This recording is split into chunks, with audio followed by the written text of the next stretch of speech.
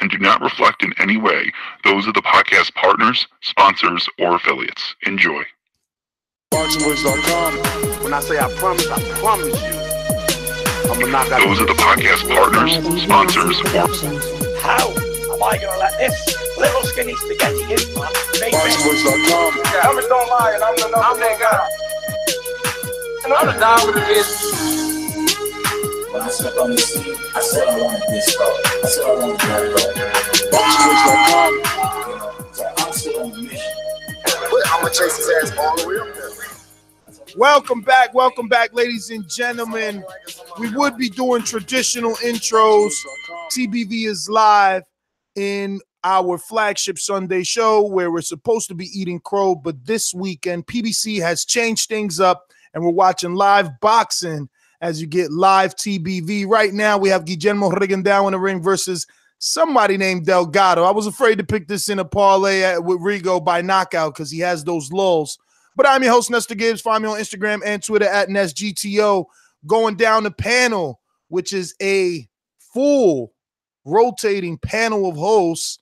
I'm going to do this as fast as possible. Boxingwords.com. I've been doing this. I ain't been up and fell off. I've been through the Lennox Lewis era, the Nassim Hamed era, the Sugar Shane Moses era, the Oscar De La Hoya era.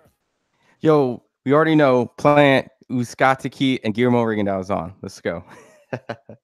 I speak it, believe it, receive it. Speak it, believe it, receive it. Speak it, believe it, receive it. I can't say it enough. I speak it, believe it. Boxingwords.com. 2 attempts, handed bands over.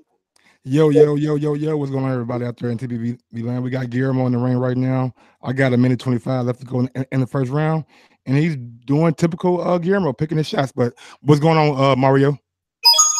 It's me, Mario. Trying to get my stream to get together here. So, yeah, let's get it. And UK's own Anthony, what it do? Got to hit that unmute button, baby. You muted, baby. Yo, Rigo is definitely going to the body, so at least he's looking for the stoppage that I was afraid to pick. Oh, that body shot hurt, man. It's not gonna last long. Donald Finkley, salute Ness. Oh my God, body shot hurt him. I mean, Delgado looks like we should have picked a fucking knockout. Look at this guy. Yeah, I bet you did. He doesn't look like he has the body. I didn't pick him. Let me see if I got him in the other parlay. I mean, I thought for sure you picked him, Rico, by knockout, and then you went back and said you weren't gonna put it in your next one. Anthony, don't hit the mute on your mic. Hit the mute on the Google Hangout. Don't touch the mic. Hit the mute on the Google Hangout. Remember that settings button? Go into there and make it. See the camera. Man, they got the stoppage. I should have fucking did it. What the fuck? I'm a little bit behind y'all, probably about like four or 5 seconds. Bam. I told you it wasn't gonna last long. Bam. Rigo's, man. Oh shit. Like I think people forget that Rigo is great at his size, and Lomachenko's clearly bigger. I'm telling you, bro, it's always good, man. I mean, I don't know, man. I don't know. I just love my life, bro. I'm over here talking to Robert Brant, man. I'm trying to get us that interview. He already said, yeah, and you know, he's just got like some great words for us. And it's like, bro, you're the champ. You know what I mean? He's treating us like the champ. It's like, bro, you're the champ. Yeah, I'm trying to tell you, man. I seen that news. And I was just like, damn, did nobody even like that's like less than like a month away, right? Yeah. So, yeah, and you know, he's dedicated, bro. He relocated to Vegas. He's there again. So I'm assuming he relocated. I know his wife is into flipping houses, so Vegas was a perfect place for them to go if they made the full switch because the market is so good to buy and sell. Anthony, what's up? You still? I mean, let me see if I can help you muted out. No, I think he figured it out. He just muted himself back. So. All right. He still didn't figure out why he. Now you're unmuted, yo. Talk to me now. Let me see. Now you talk. You mute when you don't even talking. He probably muted his mic now. Yeah, now you got to unmute your mic. Make sure the little red light, because I used to have that mic. I'm good now. I'm good. There you go. So thank you. You know what it is? It's not live here until 1 a.m., so I'm trying to find a link myself right now. What, for the show? Oh, you don't get the prelims? For the fight. Oh, for the fight. Yeah, it's live because you know what? Thanks to PBC, we've got it live now on ITV, terrestrial TV, but it's not until 1. Oh, that's pretty cool. But that's an hour delay, though. No, I don't think he gets the prelims. Like I think he's missing the. No, it's not now. He's only getting the main fight starts at that time. Exactly. Oh, he's getting the main card. He's My getting nigga said delay. What the fuck? But the card is over now. Rigo just ended the prelims by knocking out. Mike, you taking a shot at me, Mike? You taking a shot at me? I mean, it's not 1995 no more, baby. If it's gonna put out there, it's gonna be put out there live. You ducking me too. I was behind you though. Don't make me clip the audio and put it on Instagram like you be doing. Don't make me clip the audio where I stated, get that man 3 questions. Man, he gonna have to email me. He gonna have to email me. Hey, don't make me clip the audio where you like, yo, nah, Nets generate too much power. Yo, I'm mad that kid looked just like me as a kid. He's gonna take my spot. Real talk. Clip that audio, homie. He nice. That 11-year-old little kid. Yeah. Hey, he called in with a game plan. I was like, damn. Word up. He had him. He was on a mission. Trust me. But y'all want to start breaking down the topics, or we want to watch commercials? I mean, we could talk about the topics. Yeah, because the prelims just ended now, and Guillermo got his knockout. Yeah, so they're gonna do their build-ups on the main card. We gotta wait for the main card now, which is on regular Fox, right? No, FS1. FS1. Oh, so okay. So we just stay right here then. Yep. All right. Well, let's talk about Triple G signing with Dazn. I mean, we heard the rumblings. It happened so fast. We didn't even get to report on Oscar's audio. Ron kept putting it in the pre-pro chat, letting us know, look, Oscar's saying that they already, began talks yesterday. The audio itself had, I'm going to go on a limb and say less than 50 retweets and 50 likes.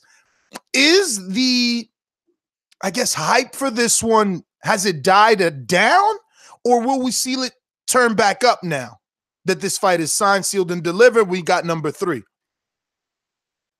Well, the fight's definitely not signed, sealed, delivered. He basically said, I'm going to give Eric Gomez the marching orders to make the fight. And yet Eric Gomez, stating that Golovkin doesn't want the fight, that he wants easy fights. So I don't know what to think about whether it's going to get done or not. Although what I can say is that I do feel like the hype isn't there like it was. I hear that. But yeah, I just feel like it wasn't there. Or isn't there, you mean?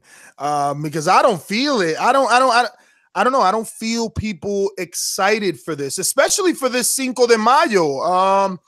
I guess before I go back to anybody, who wants to take it? Who would travel for this one? Is the hype still there? Do you still believe Golovkin can win after what you've seen in the second fight? I mean, look, this is how I'll break it all down and just remind everyone. Triple G signed to Dazn, not Matchroom, not Golden Boy, so it's his own separate entity and his own partnership. But, there was still controversy after the second fight. And even though Canelo improved and gotten better, Triple G just got older again. But there was always competition between both the fights. I thought it was, fight of the year of last year. It was awarded fight of the year.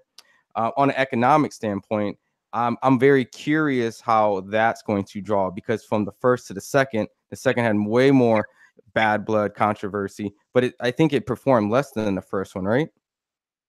Yeah. When it came to slightly though, it was a slight 1.3 to like 1.1. Yeah, it wasn't like a huge drop off or anything like that. But I would just wonder like what those reasons were though, and if they would continue though, right? You know what the main reason was for that that droppage? They didn't do a fucking press conference. Every time we did a show on a press conference, one guy was over there and the other guy was over there. So if they're gonna do a triple 3 and a Canelo 3, they're gonna have to come face to face again, not just at the weigh-in, because at the weigh-in we had fireworks. Like Canelo got up to him and like really pushed him. So they got to do a proper build-up. But at the end of the day, I want to know if Gennady going to change his fighting style. Will he be the aggressor like he was the first fight, or will he go back to the person that kind of box and let Canelo be the aggressor? Man, I gotta be the aggressor if he wants to win. Yeah, Abel Sanchez said that he did not follow the game plan to a T in the second fight. So I'm excited to see if he goes back to being that stalking predator kind of guy. No, I'm happy to see it again. To be fair.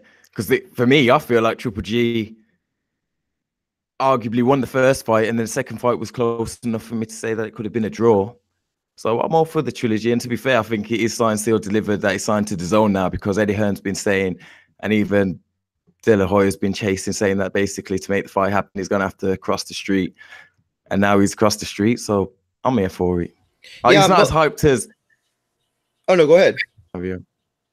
It's not as hyped as it could have been, of course, the trilogy, because once one man's won 2 already, even if Triple G was to win, it's still down. But yeah, but I'm here for it. You see, look at how he's thinking, Mario. He already believes that Canelo won 2 when the first ended in a draw. And that's what it is. It's public perception.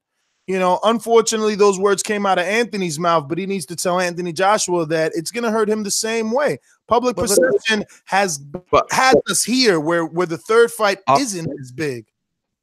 I've been listening all week, though, you know, and to be fair, after listening to Ludabella's interview this week on this channel, I think that public perception might be changing a bit. So let's hope get a few more views on that interview in particular. But you got to think about what you interview on Talk Sports. That kind of got public perception going too, right? Well, we don't want that fight, do we? Absolutely, it has public perception because it's building a case for Joshua being this shrewd businessman, this dude that isn't playing fair, not only with the American but also with his fellow Briton. Well, we got to think about what we're saying with. But in regards to Golovkin, though, and Canelo, you got to understand that when you're talking about public perception, we're talking about a completely different facet of public perception, as in regards to Joshua, Wilder, like any other fight, really. I mean, Golovkin, Canelo has to carry with it a certain magnitude, and so where that perception lies is within that magnitude of the commercial fan of who can, you know, hype this fight to those standards. Let me say this though, real quick, because a lot of us are going into perception. We're paying. Alan Green, we get to watch Alan Green at Balabi. I didn't know that. Yeah, I had a feeling that wasn't going to be the end. No, there's way too much time left. But real quick, y'all gonna be mad at me. Hey, while that's going on, real quick, let me just say this real quick. I guess the perception of the first 2 fights was pay-per-view. We're also going into like, oh, I'm not going to pay for the third fight. You remember Triple G signed at DAZN. Canelo's on DAZN. So would you see the third fight for $10? That's really what it's probably going to be. I believe more and more fans will sign up for that shit for $10. No lie. So it's more of a DAZN boost. Well, I wouldn't go that far, Mike, because you know the fans I talked to, they don't even know Canelo's there yet. They got to make. They don't know it's there. They got to make more awareness. You know what they have to do? Start paying for advertisement on competitive networks. They do. They do, yeah. ESPN, Fox, they do all that shit. But the big problem is this: are you going to get those older fans, especially those older Hispanic fans, which had no idea how to watch that DAZN telecast? Had no idea. I mean, I had people calling, had no idea how to watch it. Nervous energy from Alan Green or a veteran getting loose? I see him bigger than Abu Ali. I'm interested. Shit, I should have put something on the fucking upset, bro. He's looking flat. Do we think flat? Abu Ali, look at him. He never looks confident, bro. Here we go. We're in round 1. They're in the middle. Abu Ali shoots the jab to the. Alan looks so old. He does look old, but he looks bigger. I don't know. Look. Don't let him get in the rhythm. I'm telling you, man. Abu Ali is too fucking caveman. I'm so far behind. Yo, but just remember real quick. Alan his dry. Jesus. His first loss came to a veteran. It was John Pascal. Yeah. True. Yeah, but Pascal got to different heights than Allen. But Allen doing a great job staying behind a fucking jab. Let me see if I can get live money on this. That's why. He has 1 fight in 5 years. I think we need to chill. Skill. You ain't never seen Abu Ali fight, man. I've been telling y'all this shit since Thursday, bro. First round, he already handling him with a jab. I put $5 on this fight going the distance, along with the Plant fight. Oh yeah. Imagine Plant was 12-1 here, you know, for a knockout. Obviously, we know that his powers. Yeah, for a knockout, of course he's 12-1. Look at that jab. Okay, Allen. Okay, Allen. Abu Ali with a good left hook to the body. Oh, nice. Abu Ali's just putting himself out there. Tagged with that jab. I'm in round 1 of 8, 146. I'm at 2 minutes. I'm at 2. Me too. I'm right behind Mario. Oh, he dropped him. Oh no! Oh shit! And he looking like an old man. He looking like a ghost. Yeah, there we go. Spoiler warning over there. Oh my God! There we go. Oh, his legs. Hey, oh, he don't want to. Shout out to my motherfucking dude, Elms, baby. You got me rolling right now, homie. Ness got my, hey. That's why. Yo, Ness said that Green had this chance. Hold him, Green. Yo, that's a flash knockdown. It's not over, baby. Yo, he's drunk. I never. Spencer has oh man, he drunk, bro. I never picked. Yeah, him. he drunk, homie. I never picked him. I said that he could cost. You said he was gonna look good. Yo, look. He did. He stopped Elba Ali from finishing him, isn't he? Elba Ali had 2 minutes and it ain't over. Now he back on the jab. He just hit him with That's more about skill than anything. That's more about old tactics than skill. Elba Ali doing really good body work though. He's getting both sides. Nice right hand from fucking Elba Ali. Let's go, Abu Ali. Let 3 right hands go and a little uppercut on the inside. But look how shrewd he is, bro. What's this? The light 175, bro. Anybody, bro. This dude's too tight. Too tight, bro. He's like a bodybuilder. He looks like Mario in there. I mean, especially in this division, because everyone's a mover at 175. Allen doing good. I'm telling you, know what it is? Lack of activity. He ain't got. It looked like he don't got the stamina to pop that jab with some pepper. Exactly what I warned you about. And just so y'all know, out there, TBV had the GGG news months ago when Ock told us on an interview. So, you know. Oh, so you want to pat yourself on the back? Yeah, that's pretty much what he did. He just wanted. I said TBV. I didn't say us. I didn't say me. I said TBV. You said Ock told us on the interview. We all know it was you that did a one-on-one with Ock. You're the only one to talk to Ock. Yes, Mike. Take that credit, man. Yeah, my man is huge. I'm just call him Big Head. People putting that money on Plant. It dropped. It's coming in, and yeah, man. Plant dropped to a plus 115. Safe, man. That 12-round decision, bro. You on YouTube. Don't forget to hit that thumbs up button. It helps with the visibility of the show. Plus, we out here doing live fight chats, even on a Sunday flagship day. You already know. And we got Anthony in the building, one of the 3 UK hosts that want to try out. Anthony was actually about to not try out. He thought the last time I said that there was other people that I picked somebody. I'm like, hey, maybe you better get your ass on this show. It was all over, man. I said it a few episodes that I actually want. I want you and imagine you, Jack, and Ralphie, my guy. It'd be like a triple threat from the UK. You know what I mean? We got multiple US hosts, so it'll be okay to have a couple of you guys on at the same time and see if that'll inspire you guys. Can we get final thoughts on the Triple G and Canelo? Does it happen in May, or are we not seeing it in May? I mean, if I'm Triple G, I don't let it happen in May. What's the rush? I mean, they gave Canelo 11. I agree. I think that the thing that could spark interest is Golovkin going out and starching somebody, but I do think it's going to happen.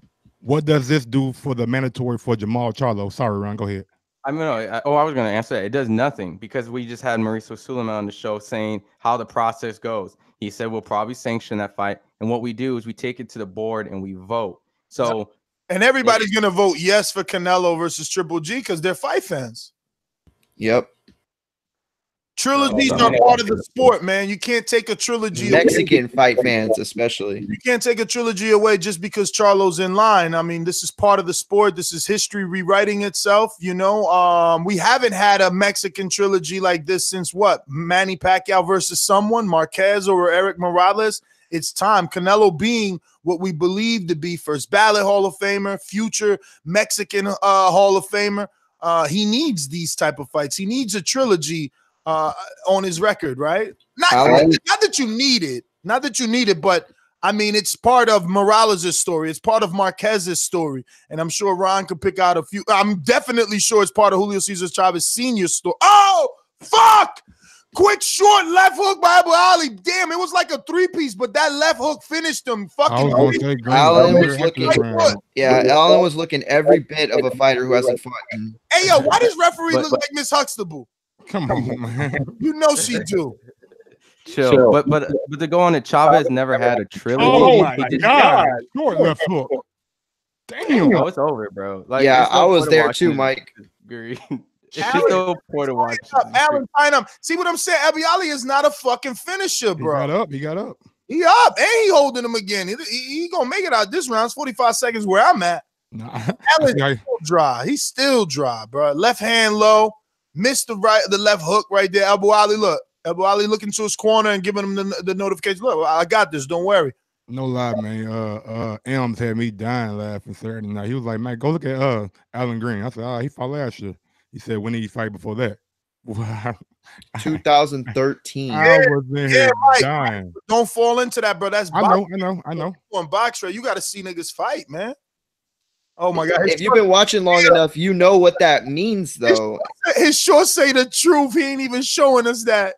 If you've been watching boxing long enough, you know what a fighter at Alan Green's age would more than likely happen if he's only fought once in that period. His feet not under him, man. And he got 2 ball spots. He got the front ball spot and the back ball spot. Ness thinks he's watching Alan Green from the Super 6. I know. He thinks way back. Alan Green spelled truth. Spelled truth with an L. What if somebody do me like that in Border Wars because I'm that old, bro? Like Alan looking fucking shitty old. Man, I mean, what? He's still like Alan's like 7 years older. He's 39. It's a showcase, man. Oh, I thought he was older than that. Yeah, that's what I'm saying. Yo, 39 ain't old, man. Pacquiao, Mayweather, fucking beat that's true. But he lost to Mikhail Kessler. Yeah, Glenn but Johnson, Alan Green Andre is not Ward, Pacquiao. Miranda. Like there's a difference between elite being old and Alan Green, who, don't get me wrong, was a great fighter in his time, but not at that level at all. I wouldn't go say Man, great. I wouldn't say great, but I mean, I thought he would do better than this, bro. This dude, listen, this dude is green. This dude, not Just green. remember This that. dude, LB is green. Maybe Alan in his prime. We gotta find out. We gotta do research. Did this motherfucker take this on short notice? Because I'm telling you, I feel like maybe I'm just underestimating Abu Ali. I just feel like he's, he could be taken. Why are they giving so much time? What the fuck is going on right here? We got a 40-year-old fighter. We got a super chat from Ronald Finkley. Is Rigo at 122? Oh, another left hook by Abu Ali. It ain't dropping this time. Straight right, deflects off Alan Green's shoulder, sends him in. Super chat from Mike. And we got another one from the same guy, Ronald Finkley. Salute Ness, boxing is fire. And he also asks, is Rigo at 122? Yeah, he's at super featherweight on this though. So I think he's at 130 to be honest. I don't think he's at 122. I'm looking at the Alan Green. I don't think it was at 130. Was it? 126, yeah, right? Super featherweight. Yeah, it is because I got it from my email. Someone in the chat say that Alan won't make it out of this round. Let's see. He's 219 and he is being walked, man. He's laying on the ropes now. He's looking like Chisora. God damn, you got 20 seconds on me. Me too. Shit. Oh, big chopping. Oh, nice uppercut by Abu Ali. Alan takes it pretty well though. Nice short uppercut to the body by Abu Ali. He's rocking the Reyes gloves too. Listen, he looks good. Oh, good left hook by Allen. Good left hook by Allen. He rolled that one the right hand. Oh, another uppercut. Yo, Abu Ali killing this nigga with the uppercut. The hook got him, man. Allen. Right hand. Shit. Abu Ali hit him with another uppercut. I'm not gonna lie. I didn't even know this fight was on the card. Uppercut. What the fuck? You got Allen. I'm relying on you for the commentary, man. We talked about it on the betting show. He's done. Fuck. How many times did I say Abu Ali, dog? We didn't pick him. You didn't say it very much at all. You kept saying Green had a chance. Yeah, we picked him on that 16 and $5 bet. Mario, I said 2 things. I said Green does have a chance, but he won't win. I never said he'll win. I said, yo, if Green is good, go back and listen. Go ahead, bro. He said Abu Ali probably would knock him out. That's his whole argument. I just remember him saying that he was trash. My whole argument was that Abu Ali didn't even have the knockout option on the app, bro. Like I was the one saying go on the inside to get minus 480 instead of the average minus 60 that they're giving you. I thought Abu Ali had to win inside the distance, like Carson Miller. I'm gonna just show him. Not only that, I got my active betting slip. Yeah, we put 16. I got Abu Ali right here, the same way I called him, my nigga, by knockout. So yeah, baby, that's ours, baby. You could go to sleep and hate that me and Mike almost getting paid. You heard Figueroa. Come on, Jose. Beating the fucking odds with TBV every Friday on Patreon. Let's put out like 5 different ones, but whatever. What else did I say? Didn't I tell y'all, yo, Haney ain't gonna get the knockout? It was gonna be by decision. Even though Elms was more definite on that, I will give Elms the mastermind his credit. He was way more definite than me. But I said, yo, Haney's more on that Mayweather side than he is on that, Teofimo side. Well, definitely the whole panel was on that, rocking with that. I wasn't sure, just based on what we had known about his opponent. You know where we just knew the most. because right here we believed in Elms, and Elms has Uzcategui by knockout. So I went ahead and did my own little I love Caleb Plant bet alone because I think he gonna win by decision. Me too, nigga. So, what you mean? Wait, Me what'd too. you guys put for Alan Green though? Because I swear I did not know Alan Green was still fighting. Oh, we put Alan Green to be knocked out. Yeah. Okay. What price you get for Caleb Plant? Right, we got that right. What'd you say? Ant? How much did you get for Caleb Plant on decision? I think it was like minus one, plus 180. Yeah. Plus 185. Well, hey, good fight from PBC. Elbow Ali comes out and gets a stoppage over Alan Green, which he should have. It was a showcase fight, and let's move on to the next. I wouldn't say showcase. It's a comeback because he lost to Pascal. I think he needs to rebuild. When the guy, I wouldn't say that was when he had one fight in the last 6 years. I would say showcase. Well, I wouldn't say showcase. I think it's rebuilding. A showcase is, I think, because at that point he had a momentum, he had the opportunity, and Pascal took his ass to school, and he got the Bivol fight because of that. That wasn't supposed to happen. Regardless, it was his fight to win. I think that's the point Mike's trying to make. Whose fight? I'm sorry, that was Daniel Alvarez, who's actually live right now in wherever this Caleb Plant fight is happening. He just got a great interview with David Benavidez, and Benavidez wants to come on the show. Man, you know, it's my guy. Big ups to Ringwalk Danny, baby. We appreciate everything you do, homie. Feels so good that these fighters and stuff are reaching out to us now, man. That's amazing. Benavidez asked to be on. I asked Robert Brant to be on for Tuesday, Mario. So put that in your calendar. We got Robert Brant Tuesday, top rank middleweight champion. He will be live on the show Tuesday at 5 p.m. Eastern, 2 p.m. West Coast. And I don't know. I reached out to time, Anthony, 8 o'clock for you? Yeah. You gotta hit that 8 o'clock your time or well, it's 5 Eastern, so what's that making for you? 11? 11 10. So 10, yeah, 10 p.m. Okay. Is that tomorrow? That was Tuesday for 10 p.m. UK show with David Benavidez.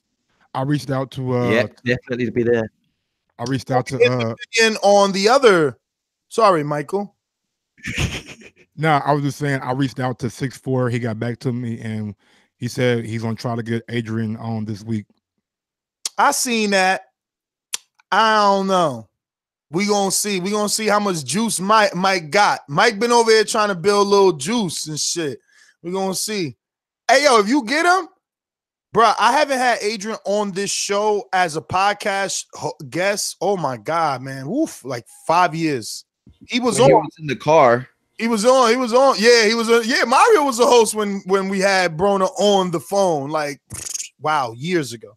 If you do that, Mike's got all the sauce right now. Mike's got all the sauce. He got all the sauce, hot sauce, all the sauce.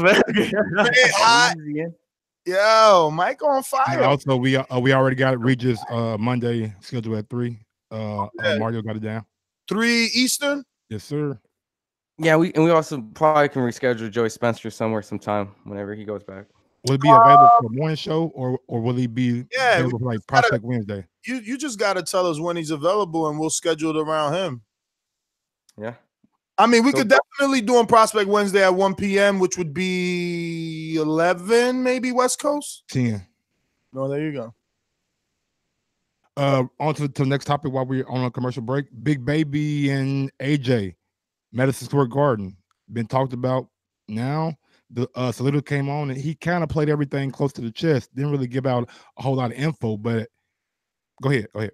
I was just gonna say, like, I don't know how this is getting so much burn. I feel like we talked about this 3 times already. Like, how is this getting so much burn? I don't even see nobody else really. Like, okay, Boxing Scene did an article. We had Salita, and there's always been rumbling, but like, I don't know, man. With AJ, we all know that we're at a point where we just got to wait for him to make the decision. Speculating really takes us nowhere. But from the telecast on Fox Sports 1 PBC Live, Elba Ali just finally gets the official announcement that he wins. You see them punch that? Yeah, Alan Green landed 7 shots. Yeah, but he threw 90 though, right? It said he threw 90. Yeah, landed 7. I hear you. Yo, listen. With that, AJ as well, with that inactivity, probably hard to get good accuracy. I mean, I'm just saying, look, we'll see which way they go with Abu Ali. We'll see which way they go. We're gonna look, we bet on them. We're gonna we live fight chatted them. We're gonna be following. We're gonna see. At 175, I just don't know. I try to get Anthony's opinion since he's like the UK guy. Will the UK public accept Big Baby over a Dillian White? You know what? I think that's the problem. I was going to say, I think it's a case of in the UK, Jarrell Miller's he's probably not a big enough name for the casuals.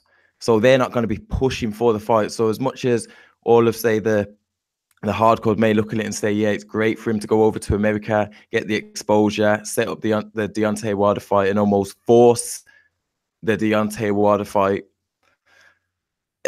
I don't know if the public perception in the UK of Jarrell Miller's where it should be.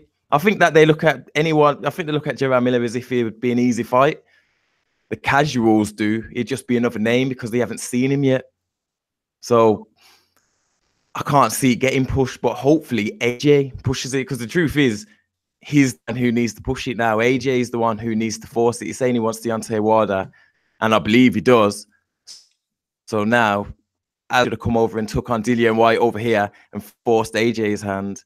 Now it's AJ's turn to do the same. Yo, shout out to my little favorite 11-year-old. You see him in the chat? Yeah, I see him. He said, "Guy, will be on the podcast shortly."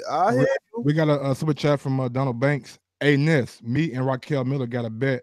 She bet me 50 that Uzcategui would beat Plant. She about to owe me 50. Crying emojis. Yeah, and we got a possible. She might be on the show within the next 2 weeks. She has a fight date on January 31st. Anthony, man, since we're talking, or we obviously finishing up with this 175-pound division. That's the home of the other Anthony, Yarde, who's fighting somebody I never even heard of. He's fighting the guy that took the WBC champion right now, 12 rounds on the top rank card. That's who he's fighting. Hey, Mike, I want, when you make a case for your little favorite fighters, I want you to do better research and say he's fighting so and so instead of saying the guy. I can't say his name though. Exactly. What's his name? Exactly. By saying you can't say his name, by not saying his name. Was it the fight? Was it the recent fight?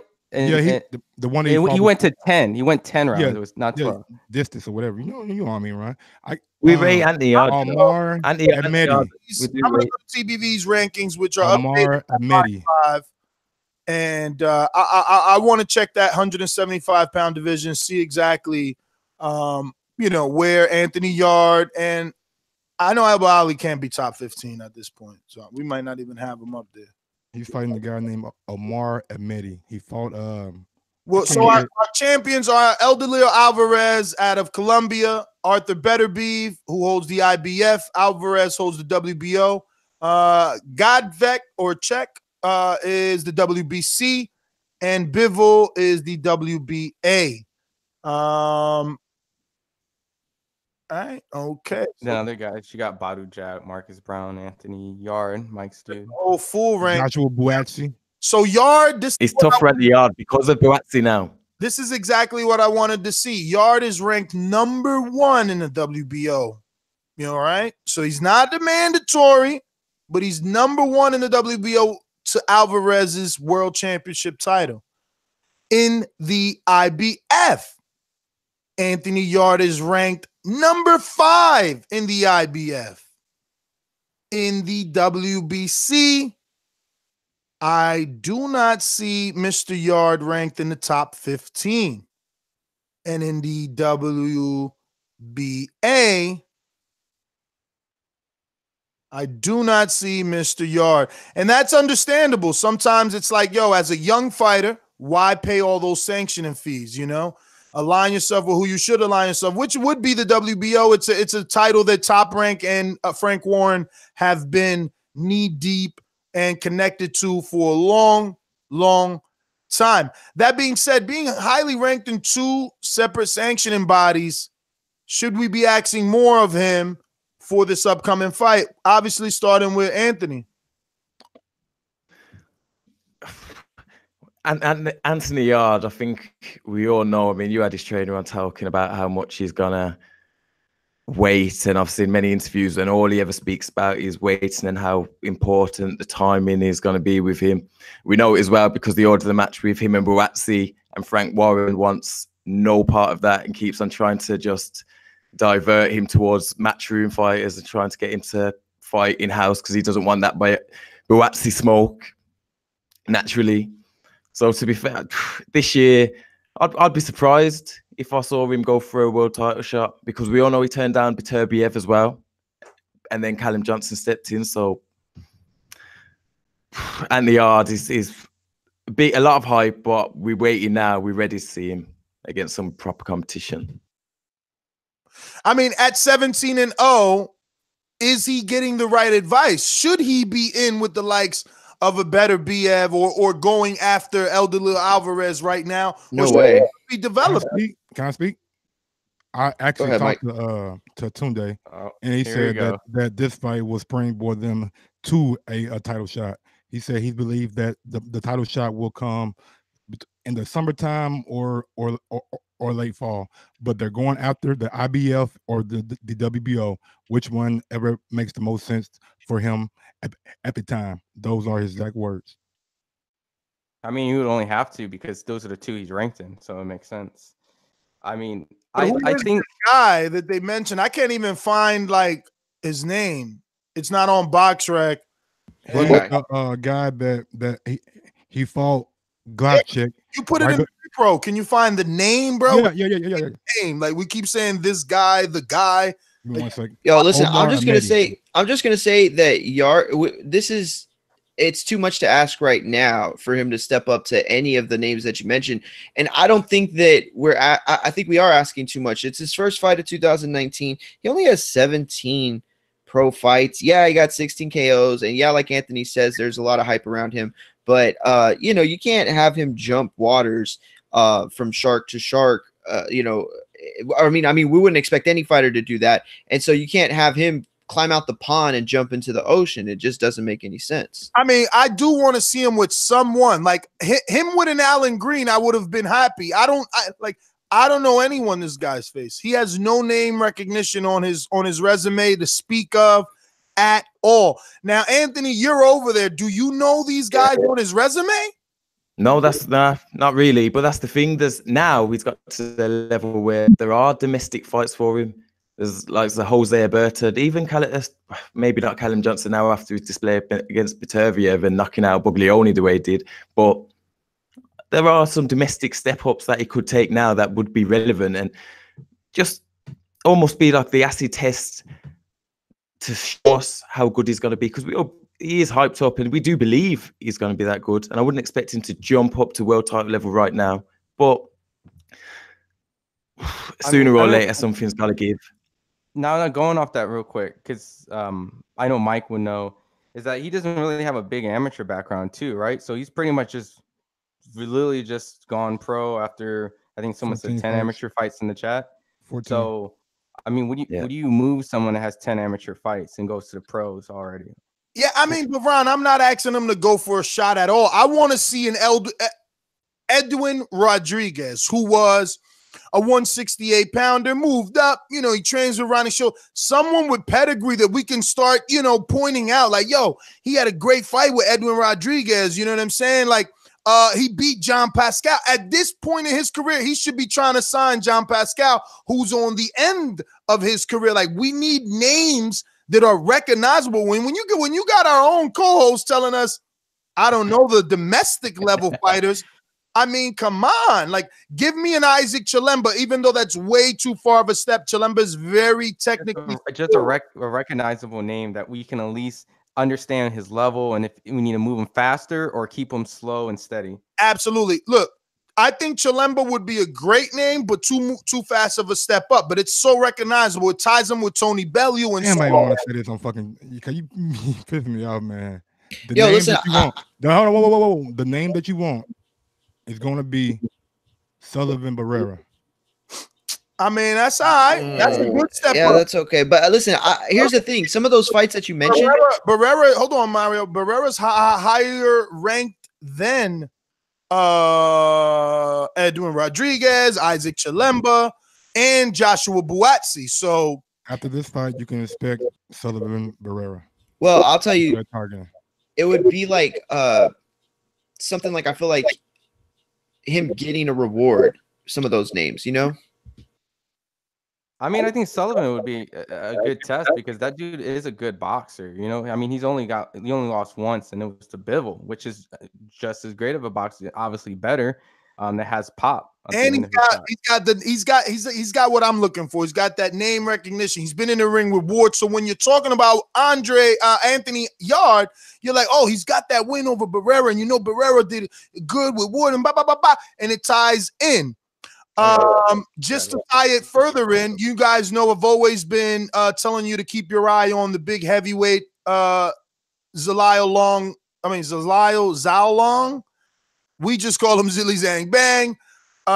He's got a cousin, Fei Long Meng, or a longtime friend, whatever. He's coming up on those rankings. He already fought in an Eddie Hearn card. Unlike, Mr. Zilly Zhang Bang, who couldn't get the visa, Fang Long did, and he's right on the heels. He is around 29 on BoxRec, and he can easily sleep up there. And I've seen this guy sparring with Marcus Brown, with Sergey Derevchenko, with Hakeem Nurse, with just, good guys, bro.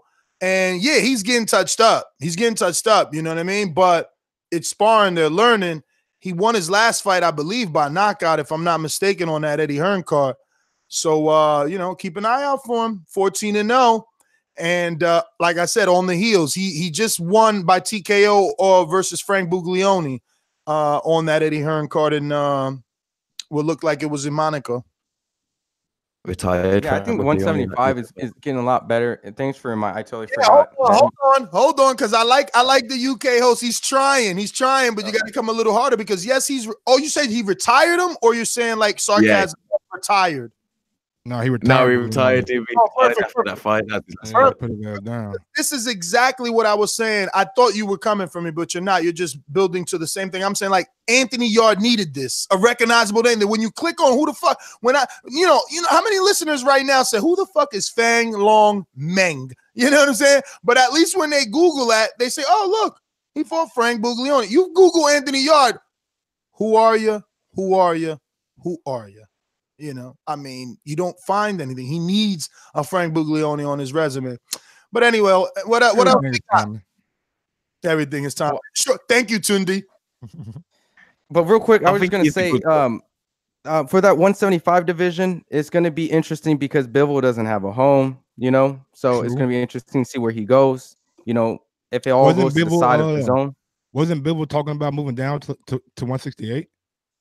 Yeah. He talked about that. The HBO telecast talked about it, and that's what I'm telling you about the soft, gushy brain of a casual. That it soaks in what the bigger network tells you. So yes, that was what Kellerman and Lampley were discussing on the live telecast for whatever last fight. I think when Bivol fought last, possibly. So you calling yourself a casual too, because you kind of kept it too? No, not us. But that's what they do. This is how they built Chocolatito. This is how they built Gennady Golovkin. I feel proud. I feel proud that I didn't fall victim to those guys. I did for Triple G after the Curtis Stevens fight. I said, all right, let's give this guy a shot. He might be real. But I mean, you can't argue that his biggest steps up are all, they have asterisks next to them. There's debates. We can have podcasts for 3 hours on Daniel Jacobs versus Gennady Golovkin, which was his step up that the crowd and public were begging for. Like, when's this guy we had a guy that doesn't even call anymore, bro. I'm so sad. It's like ever since the downfall of Golovkin, the fight doctor decided he doesn't need to call in anymore. But this is his intro and everything. I miss him.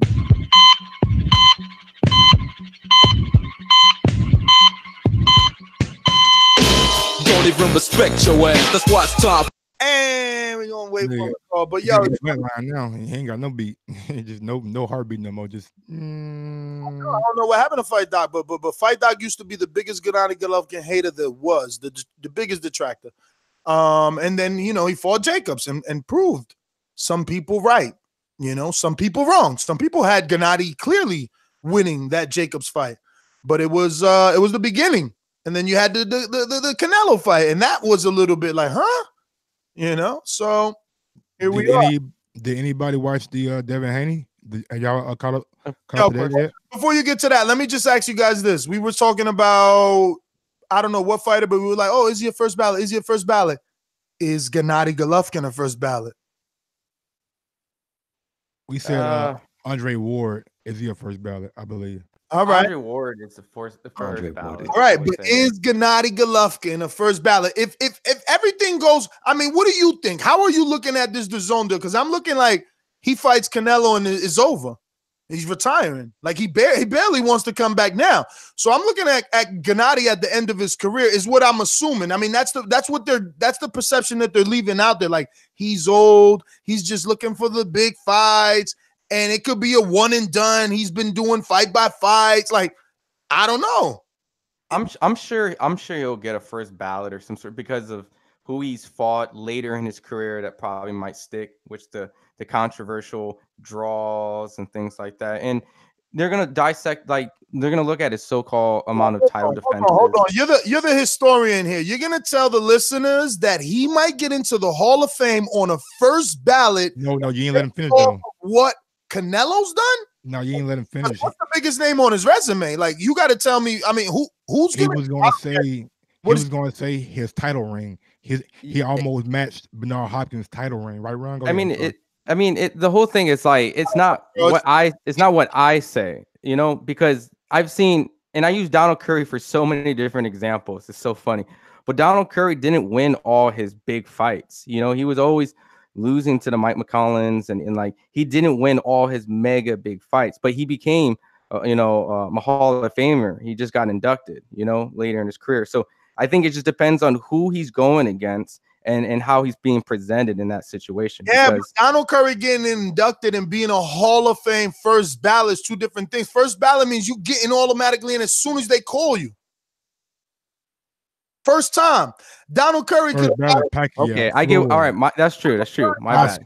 Shane Mosley. Donald Curry probably could have been mentioned in the last 10 and never made it in. Never got inducted. You know what I'm saying? I get what you're saying. I misunderstood. I thought that was my bad. It always just depends on who he's going against. From my understanding, this is also another little fake fact, right? Until you Google it yourself, but. My understanding, first ballot also means the minute that the fighter completes his 5 years inactivity, they're going to induct you. Unlike some fighters, who just out there and is like, damn, man, I've been retired 7 years. Ain't nobody even. You know what I'm saying? Niggas is talking to their writer friends like, yo, bro, what? Yo, man, talk. I personally believe me yet. Canelo a first ballot. If we going like that, I think Canelo first ballot. Absolutely, and his career is far from Canelo will be first ballot.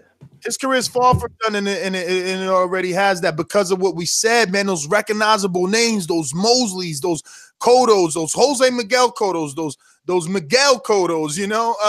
He had the Alfonso Gomez's. He had the Josecito Lopez's. He's got so many names, bro. So many names. Like he's killing the game. But listen, like I said, it always just depends on who you're competing against. If you retire at the wrong time and you're with all these insane, like let's say he retires and they're putting him around when Floyd is and all these other guys, then obviously not. If he's in there with maybe a slow season, like that's kind of how it works. So it just really depends on when and who you're competing with. Yo, Mike, Mike, this active betting slip looks so sexy with 2 greens right there, baby. We almost there, baby. Yeah, almost there, baby. We almost there. I just need my boy Brandon Figueroa to go and get that knockout. That's the scary one, bro. That's the scary one. I don't think he's gonna pull it off. You gotta watch that fight. Do I gotta change the channel? I know we said we don't, but I'm just Mine is about commercials, man. They gotta pay them bills, because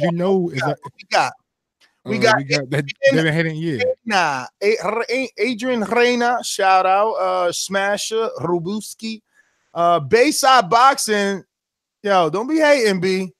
Don't be hating. Trying to hate on my UK hoes, man. Y'all about to get shut down. I had to time them out. You know what I'm saying? But we got Devin Haney talking versus about the UK host ain't tough enough. It's like, bro, he up here. He tougher than you. You know, you ain't never called in. Don't you worry. You ain't Don't never you worry, called man. in Bayside Boxing. He never calls in. But yeah, Devin Haney versus Xolisani on Friday night. Did y'all catch up? Nah, man, ain't nobody watched that fight. Yeah, I'm fucking bullshit. Ain't nobody watched that. I watched the fight. Devin Haney was he went 12 rounds. He went, I think it was 10. I don't think it was 12. I think it was 10. Did it look like Mayweather? Could we stop comparing them, or could we keep comparing? He was more aggressive. He was very aggressive this time. He more aggressive. He looked like he wanted to hurt him. And at the end, some people felt that they could have stopped it, and if it was any longer, no, Lil Buddy was tough. Lil Buddy was in there. He went in there to like just get a check. You know what I'm saying? He was in there to try to win, but his skills was just not there. Like every time he threw that right hand, he always overshot it and always landed like on Devin's back. So I wonder if Top Rank's gonna do what they do best. Yo, I feel like Top Rank, was brought up in that 90s to 2000 era of hip hop. You know what I'm saying? Because I feel like they always grab a good track and remix it. You know, Jadakiss did a song with Maya. Jay-Z came, redid that shit, right? You know, you got Teofimo Lopez. You got Teofimo Lopez and Devin Haney. Haney did that track with Menard. Teofimo came and remixed the hell out of that shit. The radio don't stop playing the Menard knockout. You know, they forgot about the Haney one, and then that's what I mean when you remix that motherfucker that so well that the original stops getting played. Jay-Z did that shit to Jadakiss multiple times. So are they going to do it again? Is Top Rank going to come and use Xolisani, right? Is it Xolisani? Xolisani. But remember, we did an interview with him, and he already does big crowds over there where he at. So I believe, in my personal opinion, he's going to go back and rebuild, probably get a fight over there, come back to the States to get another fight before he actually moves up. He's not going to go against another killer back to back. I mean, that all sounds good until that check come. That call, that term sheet, like, yo, we're going to give you another shot. And remember, he's with Banner Promotions, so he's already got a U.S., promoter that works well. Banner Promotions, the head of that company is Artie Palulo. And Artie's actually the one. I just texted Artie, boom, and he gave me, Xolisani's number right away. So I'm sure that he'll get him a fight. And just so you know how good Artie does business with other people, Artie Palulo, again, is the CEO, owner of Banner Promotions, which done and brought to you John Thompson, which was on the Contender, on Bucksino, common opponent with multiple fighters that you know. Banner Promotions brought you Brandon Adams, Willie Monroe Jr. Willie just got out of his Banner's contract. Banner's brought you Chris Algieri, now and pre-Pacquiao, when he beat Ruslan Pavatnikov, you think fickle boxing fans. So Banner Promotions has been doing a lot of business for a long time on the low. They're actually, I forget who they had, but I believe they were the pioneers of Twitter boxing streaming. After they done what they did with Peter Petrov versus someone else, two Europeans, there was a damn good fight. I can't remember, but they did it on Twitter. And then Adrian Broner Granados, I ain't gonna say copied it, but they did it next. I ain't gonna lie, bro. I'm watching this PBC, but I'm not listening to it. But the production that they're doing with like the voiceover of a guy talking when Plant and them are like working out, it seems like they're really putting like the best foot forward and like try to push this thing out there to the mainstream and make it more familiar with them by having I can't think what movie he plays in.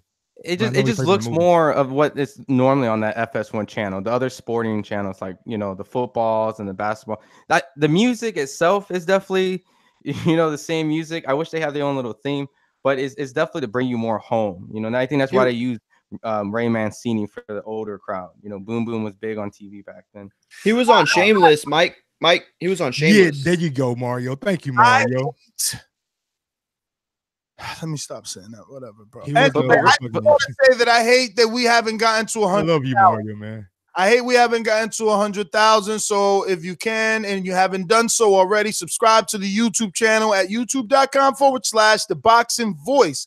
Now, don't forget, it's very intelligent and makes you even smarter than us if you subscribe to the backup channel, because you never know when shit happens. And when it does, we going live on the backup at youtube.com/Nestor Gibbs. Now, if you've been hearing everybody call in and, cut the line or get another call, and you've been wanting to do that, sometimes you call and you get to cut it and you stay with the word stuck in your mouth, head on over to Patreon. You keep hearing that word Patreon. Oh my God, those exclusives. Oh, a Monday show on Patreon, which our post is out. It reminds me, the untitled topics and question post is out on Patreon. So please put your topics and questions on that post if you want, the panel to discuss it on tomorrow's Untitled, normally at 1 o'clock on Patreon.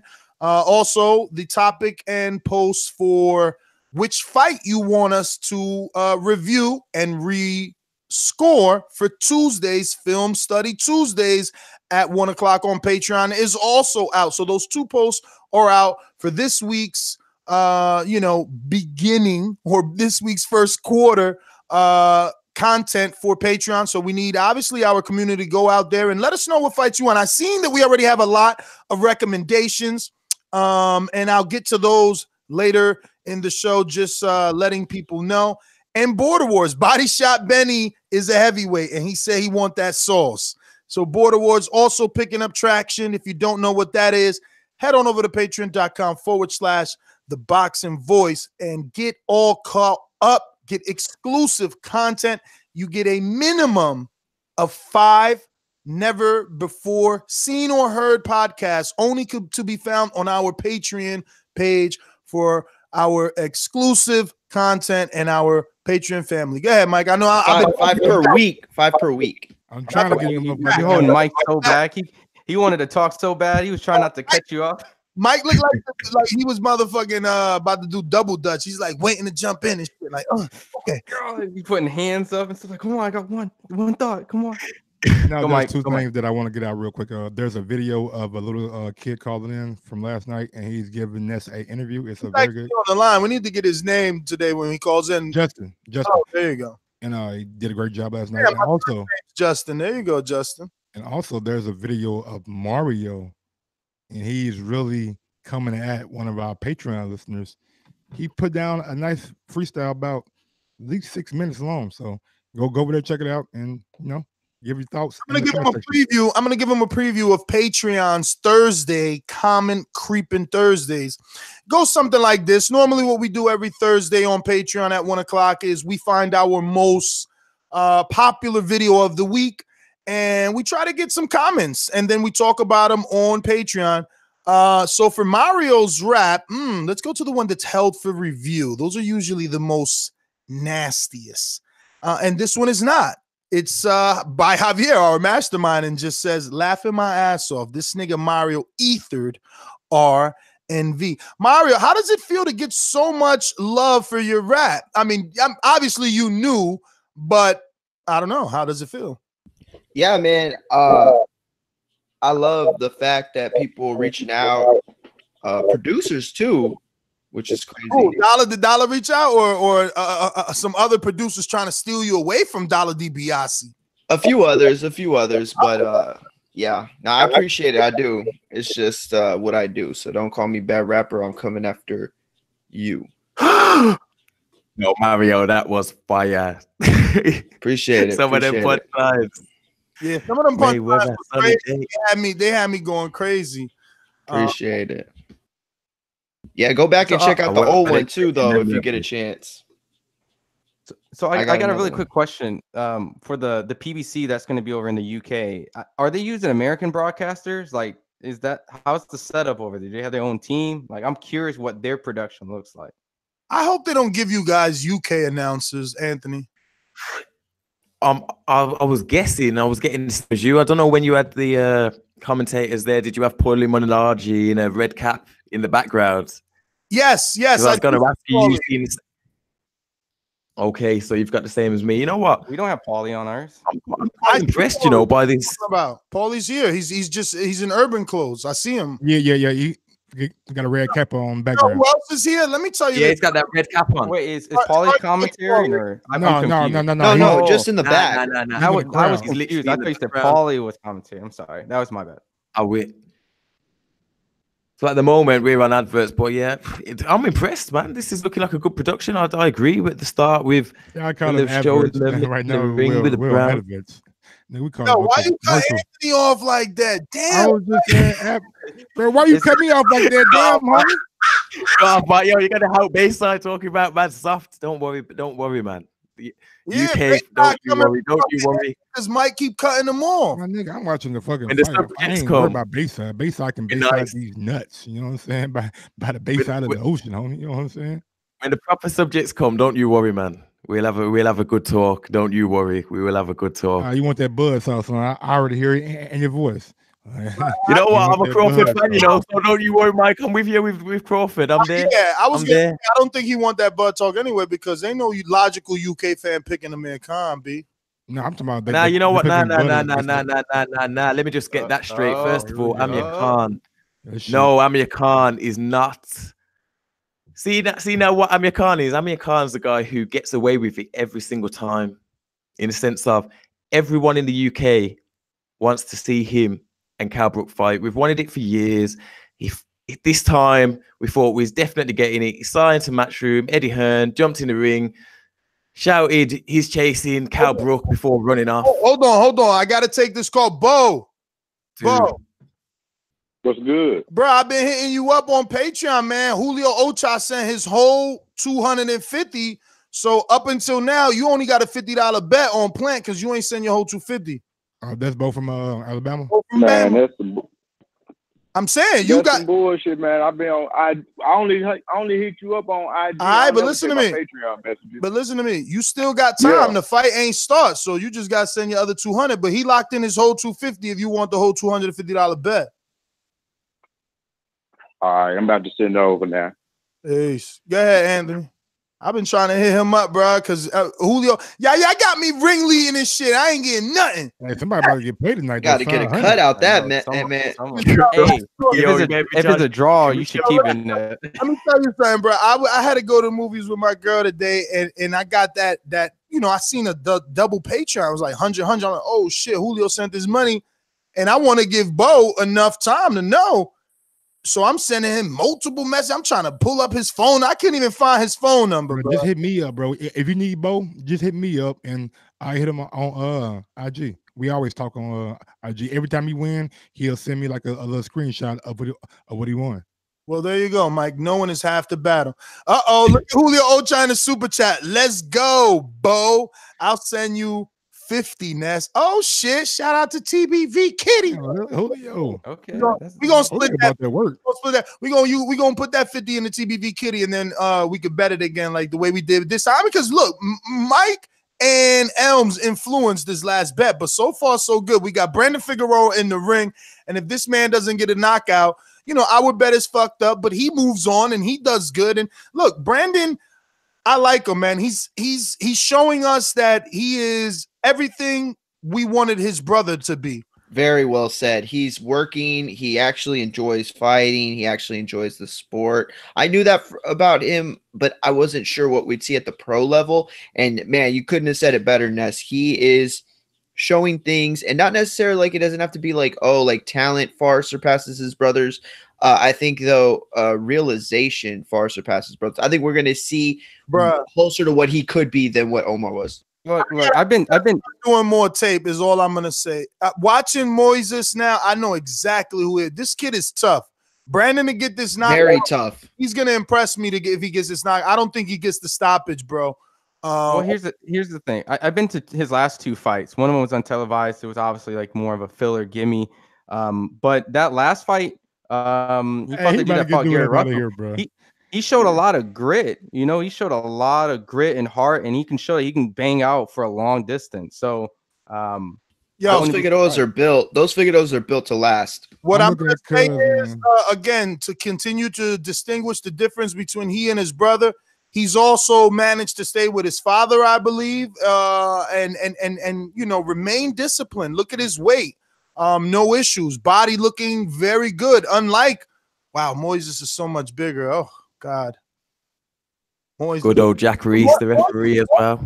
Moises looks old though. He looks old, bro. I was gonna say that he's very battle tested. So forever how old he is, actually physically he's probably older than that too. Brandon's skin looks so new. Why does he do his eyebrows too? What the fuck? That's on that. Mario said his skin sound new. Yeah, it looks so new, right? He's like fucking golden. You look young as shit. All right, so look, Moises taking control of the center.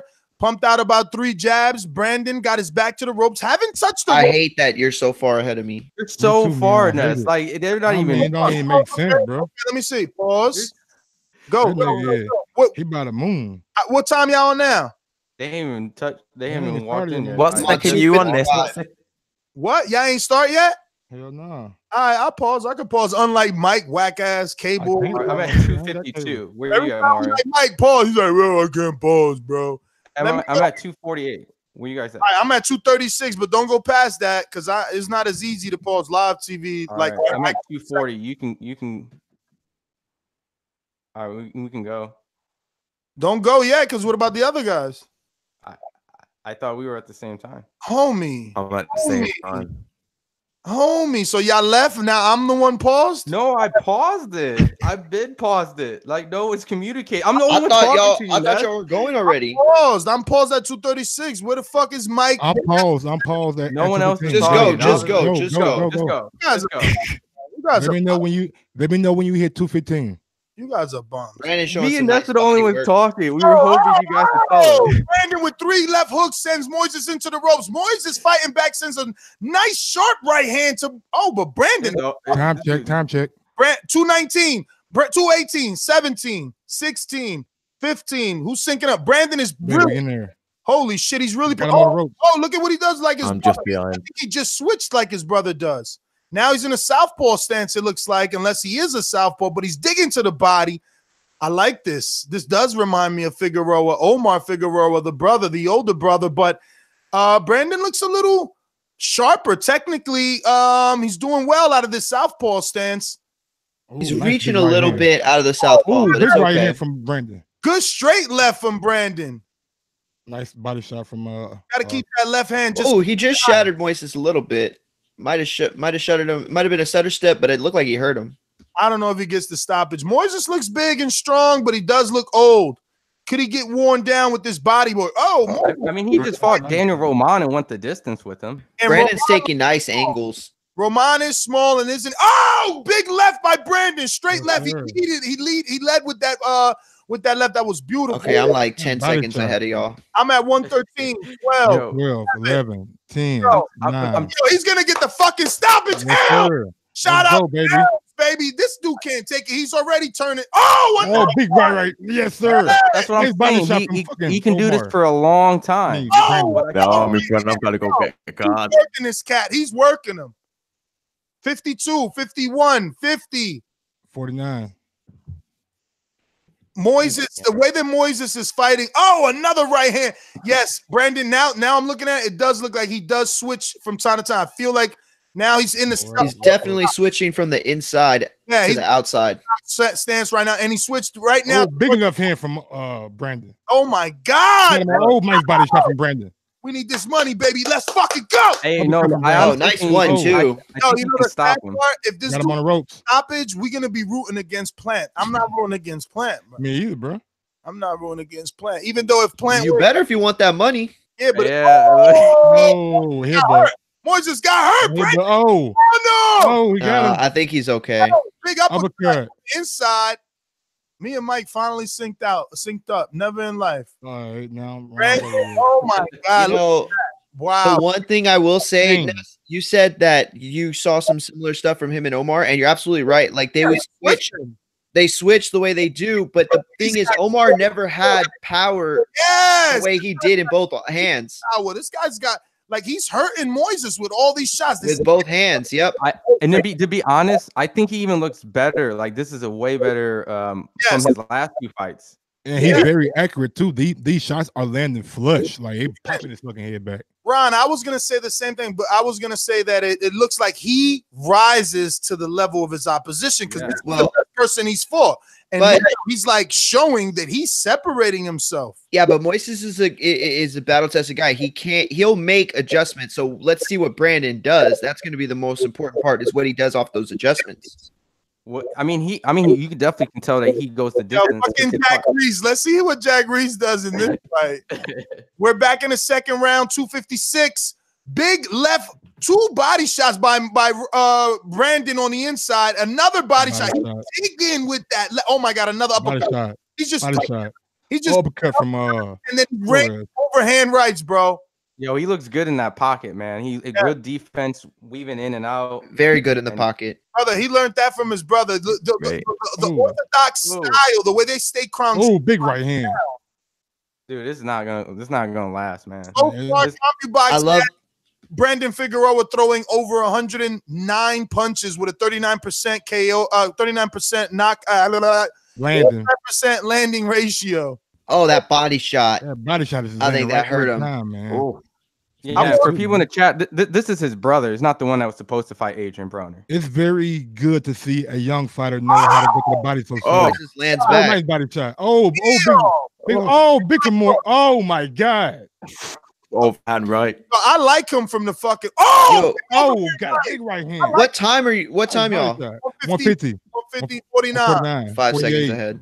47. Yo, I like him in the orthodox style. He lands the right so easy, but then when he's in the southpaw style, 41, he lands the fucking the uppercut really good to the body from the southpaw style. This kid, I'm liking what I'm seeing. Good body shot there too. I think he has a solid right hand. You know, uppercut, nice uppercut. Oh, nice left hook. I hope he doesn't gas. Damn big uppercut by Brandon. Yo, this dude has he has a lot of tools. I'm seeing left hand, lead hand hooks, right hand. Moses needs to chop down with his right because Brandon is staying so crouched down. Look, but look who's doing the chopping. Fucking Brandon just chopped him with an overhand right and then followed up with an uppercut to the body. I don't like how Brandon isn't angling out when Moises is leaning so heavy on him. Damn, bro. Take a step back, angle to the side, let it fly. Maybe he'll want to give him room. Big right hand. Big left. Left hand. Oh, left hand. Yeah, left hand again. You gotta understand, Moises is trying to left hand again. Got him hurt. That power. He don't like it. He don't like that. You're right. You're right, Ness. Hey, this guy's tough though, man. Flores is tough. Yo, fucking Elms is really looking like a mastermind, no doubt, bro. If he gets this stoppage, holy shit. You will be almost right. You went against Plant, and that's where you fucked up your parlay. But listen, you're looking good right now.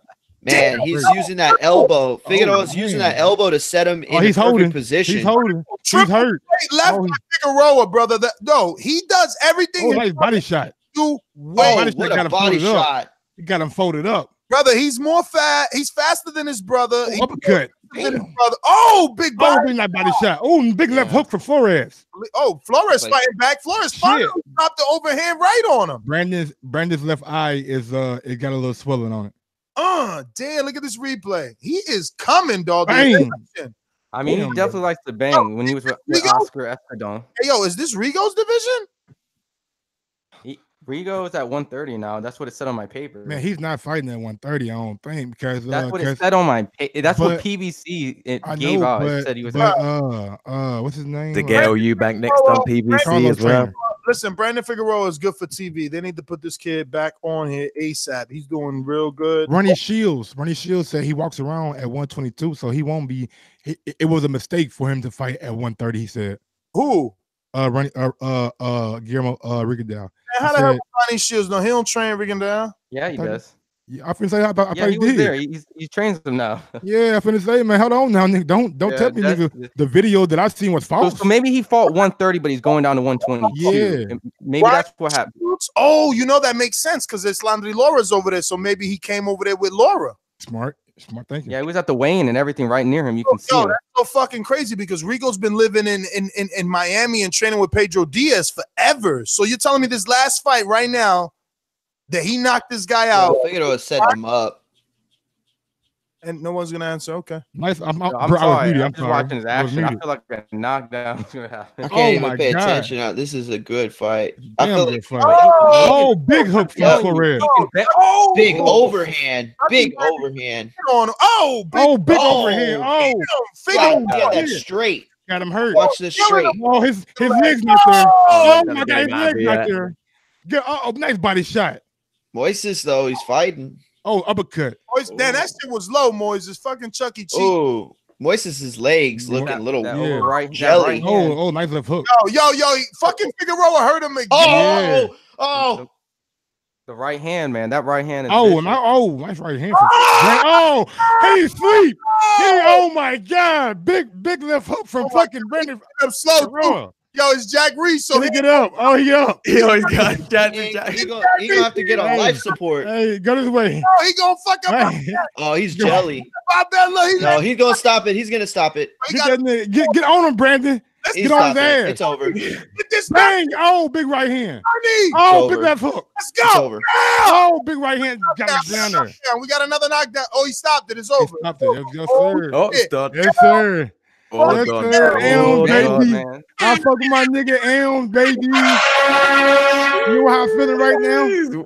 You know how I'm feeling right now? Right now? No. Drop that goddamn AJ freestyle for me real quick, baby. No. Oh, man. Yo, Mike, I'm sad right now. You know, secretly we gonna be rooting for Uzcategui to get this win. But look though, bro. So much more money on that side of the street. It's only 16 bucks. That's how you know. That's if how Plant win. I pick Plant on the show. I'm going with Plant. I'm on Plant, baby. All day, every day. I pick Plant on the show. Damn, bruh. Damn. But now look here now. Now look here. If Uzi win, now I ain't gonna be mad. Now shit. Hey, do y'all have any parlays that have? Hold on, listen. Do y'all have any parlays that still have Plant to win? Nah, I got a straight bet on Plant because that's my man. Yo, he knocked. I got a parlay on a draw. I got one straight draw. Oh my God, that right hand was crazy. Yo, this kid got. He got a cut though. Oh, he had a cut before. Yo, Ness is gonna feel so bad if that draw hits. Hey. What is it? Yo, that draw might be at 31. You can still hit the draw right now. I got mine right now. Mine book. Still time to get the draw if you wanted it. What's on your parlay? Like what else do you have? You just have the Plant Uzi? Let me show y'all. Let me show you what I got. One fight left. Y'all didn't put the Joey Spencer on there? Hell no, it was too big a risk. Oh, what was the odds on that? I ain't even have a Joey Spencer on. I didn't see it on there.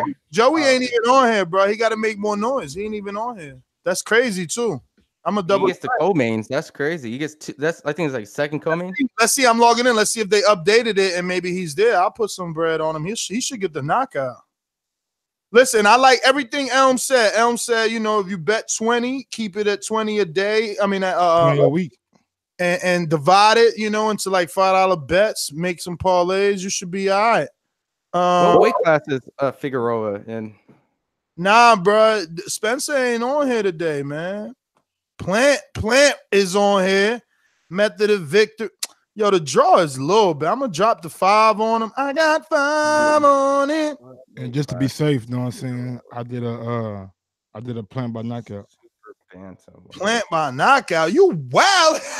Yo, did anybody hear this motherfucker? He said just to be safe. Like, if that's not an oxymoron, just to be safe, I pick Plant by knockout. Man, no. Actually, it's not about knockout. It's a win inside the distance. Oh, all right. Now you sound better because you be going crazy sometimes. I did get that draw though, baby. I got that draw locked in. Win inside the distance though, that would basically mean he'd have to stop him, or it would have to be like accidental butt or something that goes to the cards. You know, never know what could happen. But Mike, I will say this: if you ever hit some shit that's like lottery money, you know I want some. I got you, man. I got you. We're gonna build we're gonna build that studio. We're gonna build that studio, baby. You should have multiple studios, different coasts and stuff if you want to travel. You gotta think. Hey, yo, he think Mike about to hit a boxing bet lottery ticket for real. That's called the heart bet. He gonna pick something so crazy. I might all hard. Pick Broner by knockout next week. Oh, you wow. Oh, that wouldn't get you there unless you bet like You letting a lot. I ain't been no big money. that Shit, crazy shit, man. I bet $5. Bro. Javi ain't won no bets Yeah, since that- he came into Yeah, my bet's TBV. gonna be big at all. Waiting on That the, guys, while we're waiting on the commercials, let's get to another topic. What other topics we got on the news and notes? Did we say anything about the? Well, yeah, just to finish on the Haney. He says he's a fucking contender now. Don't put him in with no prospect shit no more. And he must have been watching TBV. And bro, No, they did a Showtime thing. No, I know. was I'm just kidding. So fucking aggressive that fight, man. He was on the front. He looked like he wanted to do something bad to that man. That fight. He was on the front foot the whole night and went to the. He made a investment in the body. I believe the 6th round that was just. He was like the whole fight he was targeting the body. I mean the whole round was just targeting the body and really wore down Xolisani. And he tried to get him out of there the 12th round. I counted 12 consecutive hooks, left, right, left, right, left, right. So I got a quick question though, because that was great what Ness said about the remix. I thought that was a great analogy about Menard. But who do you think is the better boxer, Teofimo or Devin Haney? Because we already know that Teofimo's exciting, and some people said they weren't as entertained in the Haney fight as probably some people felt they should. Well, I Who's think the better boxer? Question. I think that answers your question. Listen, the boxer always gets criticized. He's. I don't think that answers the question. I think you're right, Ness. He usually does get criticized, but it's difficult. I think they box in different ways very well. I think who's the more well-rounded or who could be the better boxer is Haney for sure. He has the opportunity and the skill set, and most importantly, the athleticism, the athletic attributes to box a better 12 than Teofimo. Not to say that what he does could beat Teofimo, but he's capable of putting together a more well-rounded boxing fight within 12 rounds, I think. I wonder what Teofimo is going to say to us when we get him on the show and I tell him Haney said he fabricated that sparring story. He gonna come back with his own rebuttal. I'm sure. I said it to Devin Haney when he was on the show. They had these comparisons on excitement versus who's the better boxer, and that's why I always put the Floyd Mayweather and Sugar Shane analogy together, where sometimes people love how Sugar Shane fights, his excitement. He was knocking people out, seemed very explosive, and then Floyd wasn't like that. He was the more defensive fighter at times. Sometimes he had the pretty boy moments knocking people out, but when they fought, the better boxer won. So that's what I think he was also implying, that you always see boxers always perform better regardless of how exciting, how powerful the other person could be. But it would be interesting. I'm very, but not to change the subject, but I'm kind of him. I'm very excited to see where Brandon goes from here, man. It was a very impressive performance. He just knocked out a guy that went 12 rounds with the champion, Daniel Roman, right? Yeah, and he also fought Oscar Escadon, who also went. He knocked him out too. Yes. Did he fight Rigo too?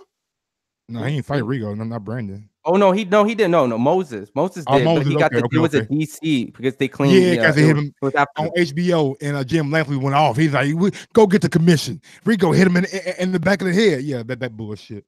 But Brandon looks like what is this? Is 122 or 126? Listen, yo, Elms did research because we ain't even checked this shit. Man, my nigga. Yo, this cat he fought like once a year. Ever since Rigo punished him and they called that a no contest, he didn't fight till the next year versus Daniel Roman, and now he ain't fighting till this year versus Figueroa.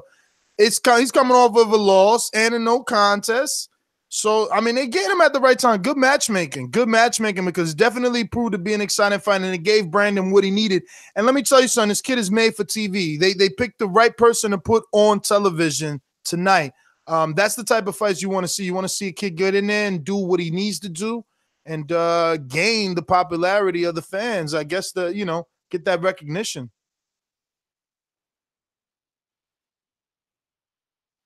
Let's see. Well, then absolutely great matchmaking. But is this the 126 division? Just not, or is it 122? 122. They came in okay on today. But if Rigo goes down to 122, this is so what y'all think about. Just give me your opinion right quick. Oh, you know what they're doing? They said, is it too soon? They sent him up for Rigo. They about to take that scalp from Rigo. That scalp from Rigo. I can't believe y'all said Rigo was with Ronnie. I ain't even peeped that. What do y'all think about this barometer right here? Isaac Dogbe. He needs to come back. Nah, he like, got options. You know, Yeah.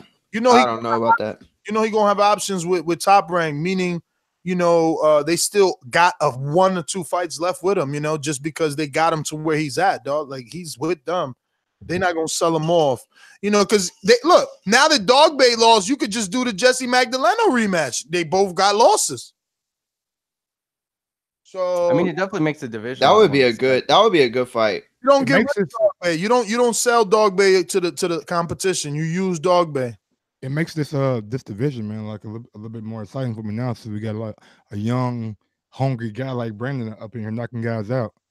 Brandon will give Roman all types of trouble. Oh yes, all types of trouble. He's way bigger than Roman. That division is super bantamweight. Let me go to theboxingvoice.com and check our rankings on that division. Our rankings are updated live daily by box.live. So they will always be updated if you wanted to check something. So what we said division that was? Super bantam. 122, sir. And also the winner of the WBSS is probably be a new way. That might be a big fight for Figueroa down the line. Not rushing him into it, but Figueroa got to worry about his own thing. He got to get his belt. I understand all that, but I'm just saying, as a guy looking 2 years down the line or 3 years down the line, that might be a big matchup. So champions, you got the guy that Top Rank. I mean, Matchroom just signed Donahue. How do you pronounce his name? Doheny, the Irish dude. I got a press release about the IBF Junior Featherweight Champion, in the Super Bantamweight division. He's with Matchroom. I don't have it in front of me, but yeah, I'm surprised you didn't get that, Ron. I'm sorry, I'm talking in the chat. Looks like Ray Vargas is a champ there, or he's a WBC champ. Cometa is the interim WBC. Navarrete is the WBO. Roman is the WBA. I'm going to go ahead and go into the full rankings and just check where Brandon. While you do that, let me tidy up on some real quick notes right quick. Rob Brant will put his first defense on the line on February 15th versus, I can't say that guy's last name. How you say? Baysangurov Feb? I'm not good with saying Russian names, but he's fighting February 15th. Linares in his fight versus Cano is now a final eliminator for the Jose Ramirez belt. And remember, because Linares moved up. And also, I want to ask Regis, how is that he's a mandatory when he is the WBC interim champion? Like how does that work?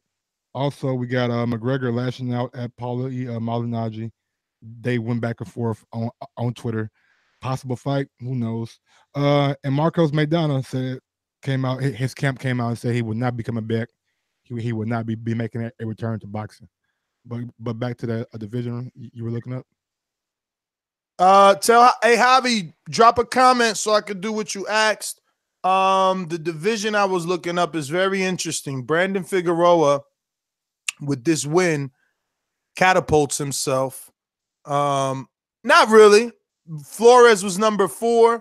He was number 5 in the rankings for the champion. Daniel Roman signed the Matchroom in Dazn. So we're looking at a purse bid situation when it is turned for Figueroa to get a shot.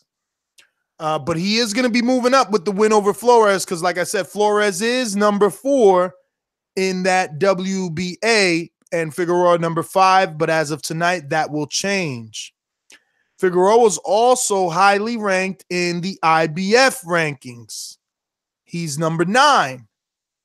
And that is also a Matchroom champion in the IBF rankings. I would probably say 7 because there's, IBF has those non-rated. So when you bump out those 2, he's technically like 7. Yeah, 1 and 2 is vacant. 1 and 2 is vacant. I don't see him in the WBO, and I don't see him in the WBC. But the person we mentioned recently, Jesse Magdaleno, is number 1. Cometa is the WBC interim, and Ray Vargas is the WBC champion. goddamn WBC rankings, dog. They got mad people in line. Crazy. He's more than likely he's gonna have to fight someone with Dazn because Diego De La Hoya is ranked high up there. That's Golden Boy. He gets a win over there. Who's Ray Vargas with? Is he? He's Golden Boy. He's Golden Boy. That was a fighter. That's the tallest fighter in that division. That's gonna be the fight versus Brandon right there. That would be a good fight if Ray could stay, around long enough. I mean, he is 32-0, but he just started stepping it up when he signed to Golden Boy and was placed on HBO. Yeah, so he's definitely gonna have to be fighting someone with Dazn at any point. I would like to see Brandon now that they're doing that. Is McDonald still with Matchroom? I know that's a step backwards in the WBA rankings, but that's a good name for Brandon too. I mean, I'm sure that I'm sure they're gonna find better names than that. But yeah, I believe McDonald's still with Matchroom. Haven't heard or seen anything to say otherwise. But yeah, he's the guy that lost. I think at 118. And Daniel Roman, there's brothers. There's two of them. One lost to a new way, and the other one lost to. But remember the one that lost to a new way, say he was moving up because he really couldn't make that weight anymore. Yeah, but the other one fought Daniel Roman. Oh, we got the highlight on Joey Spencer. Damn, he's so big. How old is this kid? Body looks Joey big. I think he's at like 154 or some shit. So they're gonna show us a training at. He's in New York or he's in with Virgil over there. What's going on? No, he trains in Michigan now. He was training out here in Virgil Hunter's gym for a long time, but now he moved over to Michigan, and that's where he trains at now. So what's the rap on Joey, man? What kind of the fans look for or expect from Joey? What makes Joey special in your opinion? Not on the card is all I want to know. Like why can't bet on this motherfucker? What makes Joey special in your opinion? I mean, look, when you go into his amateur background, he was ranked high. I think he was #1 under 18 on all the amateurs. He's very sharp. He's very fast. He's very defensive. I know his last couple fights that you see on his fights, he shows very explosive and very offensive. But he's been compared a little bit to like a Canelo style. I'm not saying he is Canelo for the hardcores out there that are going to take it literal, but he's more like slippery, defensive-minded, very strong, explosive combinations. He goes to the body. So that's why, you could probably make those little things. He's definitely young. So a lot of people's going to feel it's going to be a mismatch, but this is like his 6th fight. He's like 18, 19. So this I don't expect this to be anything more than a showcase. So I think it's a 4-rounder, but it's very interesting how they put him as his second co-main. 4-rounder? Yeah, it's crazy how they put him in co-main 4-rounder. Oh, that's crazy. That's the second co-main. He got big. He must got big clout. Where they at right now? Isn't he from California? No, he's from Michigan. Okay.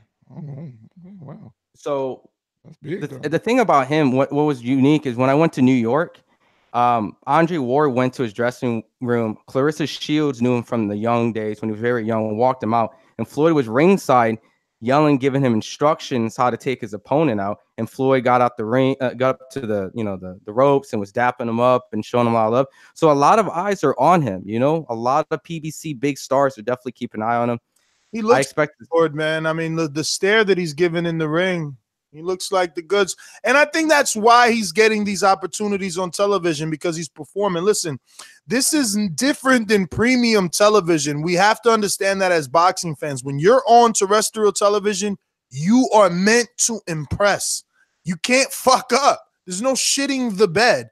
So they're going, and that's what it looks like. They're going with people that are sure to give excitement. In the Plant fight, the excitement is supposed to happen from Uzcategui. He's the puncher, perceived puncher. The boxer is Plant. And Spence is a puncher. Is it Spencer or Spencer? Spencer, my bad. Joey Spencer. So Spencer is the puncher. We've watched him. I mean, you're gonna see he's got that Andre Ward like tutelage. He's gonna go to the body. He's definitely strong, but he's rough. He's rough, like not rough around the edges, rough like he's gonna rough you the fuck up. He's a strong kid. And real quick, if you're listening on YouTube, go ahead and smash that thumbs up button. Helps with the visibility of the show. And if you're a first-time listener, go ahead and like and subscribe to the channel and push that notification bell so you can get all the latest updates and get the notification when we go live. but Joey's working that jab right now. This motherfucker's shoes, though. Okay. His boxing Jordans are dope.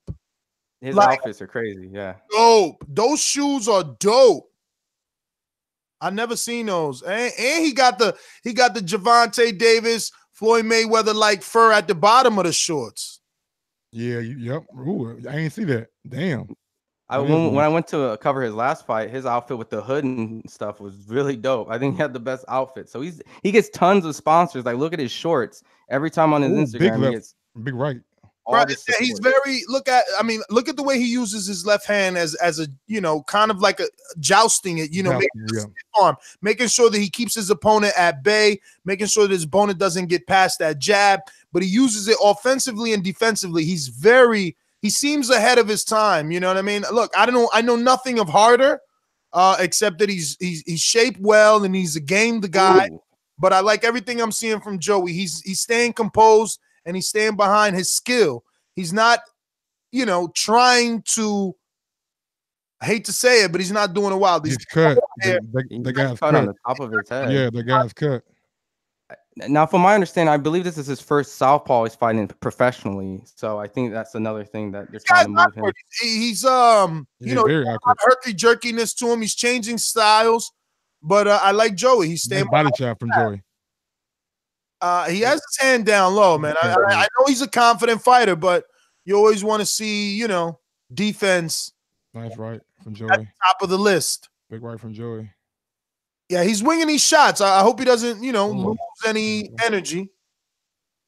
He's smart. He's not being overly. I don't know, man. In his last fights, Mike, I've seen him go to the body sooner. I don't know. Okay. But I mean, like you said, this guy is moving around. He's very herky jerky. Can't really get a good read on him right now. So there is a cut at the top of the head. I wonder what that came from. See if the truck can catch it. Oof! Joey just misses with the left hook. Yeah, right. Catches him with the right backhand. Oh, a nice left hook by Joey. The opponent's definitely game. He's one of those guys saying, come on, that ain't hurt. Come on, give me more. But he's not doing anything but coming forward. Give me a time check. I'm at 14 seconds, 13, 12, 11, 10. Joey very composed. Very composed. Good right hand followed by the jab there by Joey. He's got that. Oh, he took a knee. Wow. Yeah, he took a knee. That's power. Did that land flush? I mean, I guess it did. It was one of those shots that had a late delayed effect. Straight right hand. I've seen someone take a knee from one of his fights. Somewhere like that. Okay. OTKP says he's beating on his substitute. Okay, yeah, right on the temple. Shit. Smart man. Just turned 18, I think. Let me tell you something. We're giving Joey a lot of credit, but that guy, this guy Harder, has to get credit. His boxing IQ is high enough to know to take the knee instead of getting blown out by this kid on terrestrial television. So I'm liking what I'm seeing from Harder. I need to see him do more. Obviously, all he's doing is charging forward with his hands up. He's not really letting his hands go at all. But from Joey, I like everything I'm seeing. The only thing, if I'm going to add something, go to the body a little more because this guy's going to be tough to get out of there with the headshots, even though you just put him down with a headshot. Absolutely. I think once he get a better feel for his opponent, you'll start seeing him go to the body. He made a nice body shot. I think midway in the first round. So I expect him to make a bigger investment in the body this round and going forward. I mean, to be fair, listen, that straight right hand for Joey is there, and he needs to step with the jab and just shoot the right. This guy is way too square. Big right hand from Joey. What I say? The fucking body shot. There you go. Smart boxer going to the body after that big right hand. Smart by Joey. His stance is so wide spread, bro. He's squared, man. Joey just has to shoot the right. It's gonna land all day. Nah, nigga, we ain't tapping no gloves. And Harder's a southpaw, so the right is really there. Look, another right, but he's got to do it straight. Oh, that's smart. Oh man, big left hook. Big left hook. That was right hand left hook, baby. Yeah, that was like a right hook left hook. You gotta give him credit for combination, but this guy Harder's back on his feet, bouncing around. This dude, this motherfucker. And nigga like he about 60. Yeah, did they drug test his chest? Yeah, bro, I was just thinking about that. Like he got all that skin like right here. His chest looking too good for this age. This motherfucker, he been in the gym way too much. Yo, look, he finally threw 2 punches. He finally threw 2 punches, yo. Hey, he ain't throw a punch yet. Yo, he took another knee. Yo, that left hook sent him across the ring. Yo, he took a knee and sat on his ass. What the fuck? That's hilarious, yo. This what you want? Man, this is crazy. It's over. You let Joe. Yeah, man. Could let Joey get like a good stoppage, but it is what it is. They didn't. He was like, "Fuck this, man." Hey, my nigga sat down right quick. He was like, "Hold on, bro. Time out, coach. Time out." You think this was a filler fight? Or how much time is left? Showcase, baby. Wait. It was definitely a showcase. It was on the schedule, everything. Listen. How much time is left on the telecast? We need to know if they just filtered in. No, it was co-main. No, it's scheduled. It's co-main. Scheduled. Okay, so how much time left on the telecast? Because this still finished early. They probably predicted it to be early. They got 1 fight left. Yeah, it was a 4-rounder. So if you don't get his ass out, you're gonna go 4 rounds. Yeah, exactly. But they're expecting him to get his ass. Exactly. It's a showcase. Rob Lee said, "Let's see Caleb get planted." Y'all see? I mean, yeah. That's how old was this guy though, man? I mean, he had that Arnold Schwarzenegger kind of like that guy. Pick. That guy was 39. Salt and pepper in his beard, bro. He 40. He got he had salt, pepper in the beard, salt, pepper in the head, and yo, I know they got it. Yo, they better check that P. My nigga was Colin Kaepernick. Rigo was not co-main. Cocky. That nigga chest was too cocky for that age, bro. You hear me? I'm looking like, damn. Genetics. I said, oh, that skin, boy. That damn chest holding up good right there, boy. That shit ain't dragging or nothing. Homeboy harder flexed than anything. Yo, let me go to the sponsor. Let's get to some callers, man. In the meantime, time. Hold on. Remember to rate us 5 stars on iTunes. If you're listening right now on YouTube, smash that thumbs up button. And if you want to take it one step further, go over to the boxingvoice.com/affiliate sponsors. Click on the Amazon link, bookmark that link, save that link, and do all your shopping for Amazon through that link. It costs you absolutely nothing. I mean, absolutely nothing. But we do get a little kickback every time you use that link. Thank you so much, and back to the sponsors. It's call time, baby. Call time. But what happened, Ron? Oh, you said you were gonna get to some calls, man. I was El Camino. Yes. But I'm trying to pull up the we got some reviews I want to read. These calls are brought to you by El Camino Electrical Services, experts in electric vehicle charging stations. For consultations and turnkey installation, visit us at elcaminoelectricalservices.com. All right. We got a couple of reviews, 6 of them. So the first one comes from Great. I mean, the title is Great, excuse me. It's a US review, and it's from P. Watson in the US, 5-star review. Title is Great, and the review short and sweet. Great show. Next one is from King Jason from the US, 5-star review. Title is The Best Source for Boxing News. This is by far the best location to find boxing news. They have live daily interviews with boxers, trainers, promoters, and managers, and writers.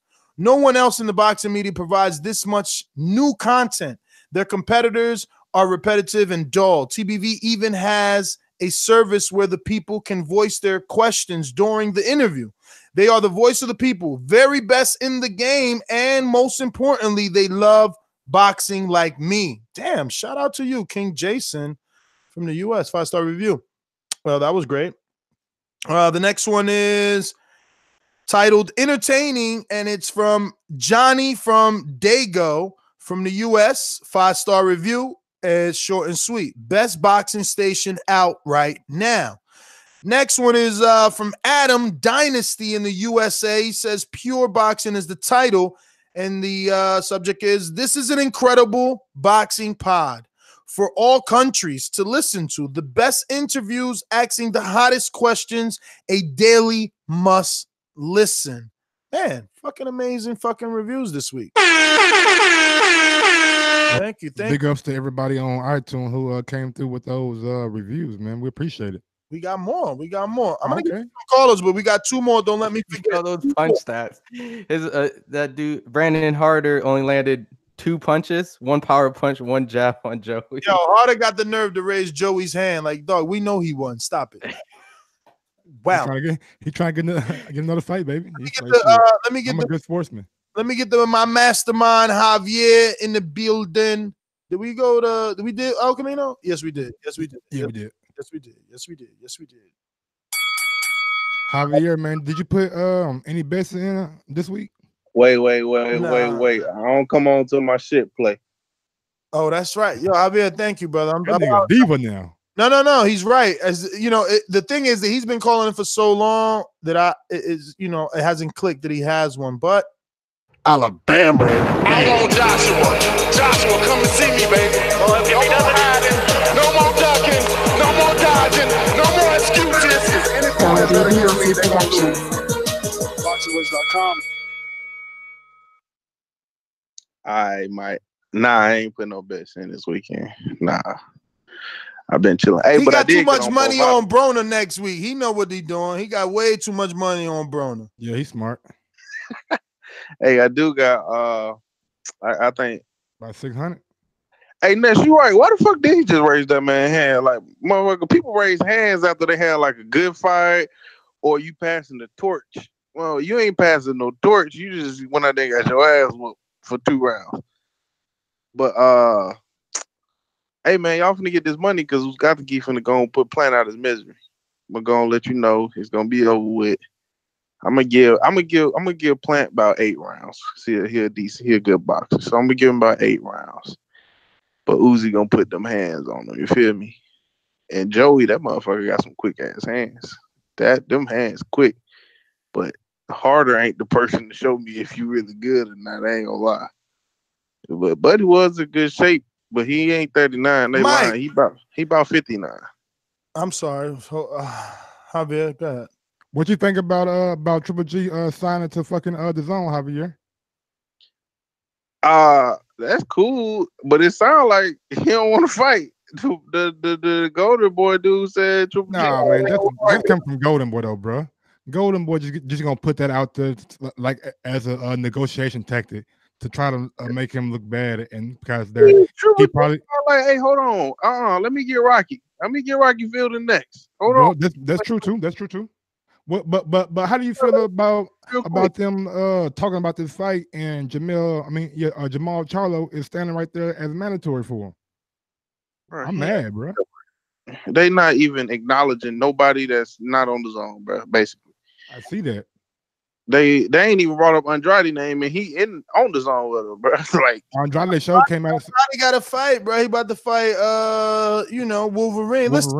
Let's just be G. At the end of the day, this is our job. Like, if they gonna give you 800,000 or some shit, because that's what it sounds like. Look at what Tevin getting to fight James Tennyson and them type of names. So, like, if you getting that type of money to fight them type of dudes, you definitely gonna take it. Like, he fighting Akakov in New York versus, I don't know who Akakov is. They're showing this nigga kissing his wife and shit. Like he just had a fucking Rocky moment. It's a story. His wife was his trainer, but that's why he only threw two punches. That's why he only threw 2 punches. But that's chill. Man, y'all motherfuckers ain't got no chill, boy. I was wondering. I saw that in the chat. I didn't understand. Story, but hold on, Mike, because we ain't being sexist. Because there's women in boxing. I understand that, but y'all. Hold on, let me get my statement. Let me get my my statement. There are women in boxing who will train the dog shit out your ass, and you will be good. But unfortunately, his wife just ain't a good trainer, so that ain't no sexist statement. Because we got dozens of interviews with Ann Wolf on the podcast, on video, and I know you ain't say that. I'm just putting it out there because you know how people turn things. That's all. I was just saying, I was just like, you say it was a story behind that kiss. I'm waiting for a real in-depth story, and you just tell me she a trainer. Like I was expecting she was just a story.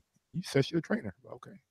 I wasn't saying like she was No, not good. that's what just clearing up because you know how people always twist something, even if you mean it and say it the right way, they would twist it. I know what you mean, and we gotta be more cautious of that. But man, every time you say something, people ain't just gotta take it and just twist every fucking thing. That's like so fucking childish. Come on, man. You lot on the panel know all about twisting. All right, here we go. So let's not go there. We got narrative men sitting on the panel and we sitting there talking about taking quotes and twisting. And no, Anthony's absolutely right. We absolutely know everything about twisting and turning shit. We know only two ourselves. Elms is absolutely right, Elms. I do keep staring at that bet. You know how many times I logged in? Because it's sad. I've never seen 3 greens like that. And now my last one that has to turn green is for Plant to be stopped. And I don't want that money. I don't want that money. I put my money on. I'll take everything then. Don't rectify. I put my money on Plant, right, to cover my bet. To whatever, like you know, the 5 on the draw and the 5 on the parlay. I got my money on Plant to cover that shit by decision. But Anthony, actually no. Let me get to some callers because we got Dominic in Seattle. Talk to me. What up, Dominic? What's up? Oh, yo, what's good? There's only one Anthony Joshua that be ducking. Oh yes. Ha! Anthony got sued, and he hit him with the that be ducking. Yeah. So I think ducking. Okay. I like his record. Yeah, ducking. He's a Anthony Joshua. Your man's ducking. Ain't seen him. Ain't seen Deontay. Last time I saw him, he was on an acting set, weren't he, on Instagram? Sorry, let me let you get your call. Sorry. Man, I'm sorry, I didn't hear what you said. He said the last time he seen Deontay was on an acting set. We ain't heard from him since. Like, you know, he's the one that's ducking. Well, Anthony Joshua was taking a fight dude named Baby Miller, so I don't know. So I think Jose is gonna win, and Caleb Plant is gonna give it a tough fight. He kind of reminds me of Conor McGregor with the showboating and the stare downs and stuff like that. So we'll see. That's my call. Yo, bro, you know I ain't even checked that shit out. I ain't even checked the face-off out because everyone went with this ridiculous narrative of stare from hell. Me too. Yeah, I ain't even look at it. I was just like, okay. Into his soul. He's seen his ancestors in the stare. I'm like, what the fuck are people talking about? Where are these headlines coming from and who authorized them? I said, you know what? I promise you on everything I love, I've seen zero face off or stare down because of that. All I did was repost motherfucking Plant's weigh-in picture on the Boxing Voice because that's our dude. You know what I'm saying? He flexing, he's showing you the wings. I ain't go even looking at it because I don't. How do you stand in someone's soul? How do you fucking see his ancestors in the stare? Like, come on, man. Why people going? Why they reaching? Why can't they just let this fight happen and let it be a good one if it's gonna be that? Like, bro, when I seen heavy. ancestors in the title, I was just like, bro, what? Bro, wait a minute. I thought I just made that shit up. Somebody really use ancestors? Yeah, for real. Y'all didn't see that shit? Like somebody used ancestors. I'm just like, oh, I didn't see that. Bro, I believe. I don't know if I'm tripping, but I believe I seen a title that somebody said he's looking his eyes to his ancestors or something like that. Son, no way. No way. Pull it up, Mike. You know what? I give you the benefit of the doubt, but I want to see it. So if you can help me, give me one second. I just want to see it for my own humor. What? Advertising Adrian Broner versus Pacquiao now over here. Oh yeah. Oh yeah. Yo, wait a minute. If Pacquiao, who you got to win, Broner or Pacquiao? Just like, you know, the quickest answer. Pacquiao. Okay. Is it going to be a stoppage though? He's never been stopped, Broner. No. But again, he's never fought a Pacquiao who throws this many punches, this many angles. He had his worst fight with Maidana because of those angles and awkwardness. But imagine angles, awkwardness, and speed. I'm almost afraid not to put the money on the fucking Stoppage. Because I feel like yo, they giving me plus money on Pacquiao by decision, B. I'm like, oh shit, I want that. I want that. But then again, it's like, yo, if anyone's gonna stop Broner, it's Pacquiao. It's Pacquiao now. Yeah, even Pacquiao now. Look at what he did to Matisse. We didn't think he was but before Matisse, when was the last knockout before Matisse? You right about that. It's been a while since in his homeland. But ain't he set up for a knockout? You telling me who else could they have given him that is gonna guarantee a knockout with such a marketable name? I know a nigga. I get high a lot, but nigga, I don't get that high. What you mean? What they say? Look in the chat. Oh, okay. Oh, the title? Yeah.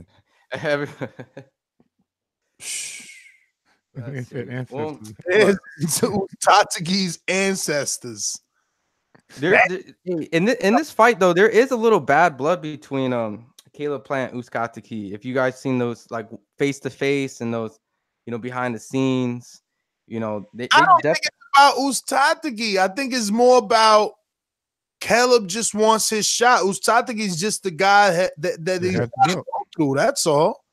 I know that there's been like we seen the face off with Fox, right? And how Caleb said, "Look, this guy, he didn't give me a shot. I earned my shot the way he earned his shot. Like no one's giving anything here, and that shouldn't be the perception.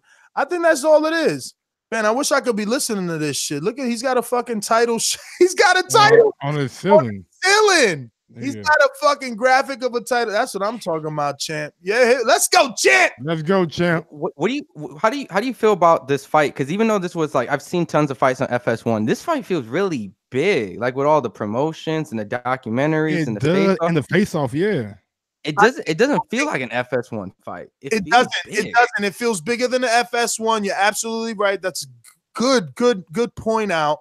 But also I just want to piggyback and say, man, that's amazing. Like that this is what they're gonna be doing. Yeah, man. Think about how big they pushed the Charlo fight. And I know that was on the regular Fox, but again, it's like you said, you didn't feel a downtick in Fox Sports 1 promotion versus Fox promotion.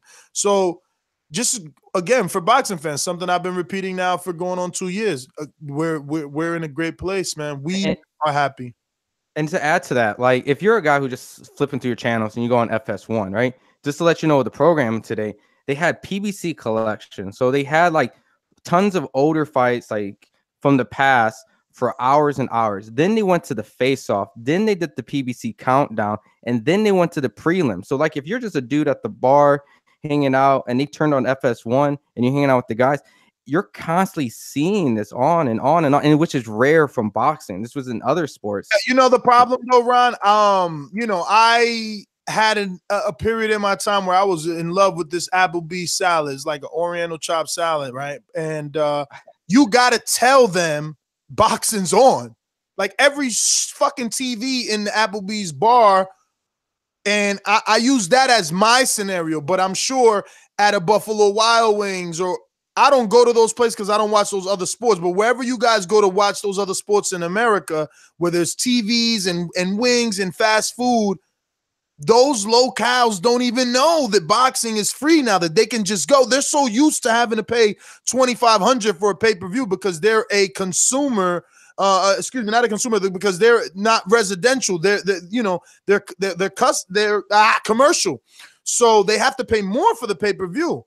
So they don't know. They need to be told. The consumer has to say, "Hey, can you change one of these to fucking boxing, please?" And they're like, "Oh yeah, what channel?" So a lot of things have to happen. This has to happen over and over. And then that has to trickle down into these bars and the management, and those televisions need to be changed. I'm telling you, you walk into a Buffalo Wild Wings, if you see a fight playing, bro, send me a picture. Are you lucky?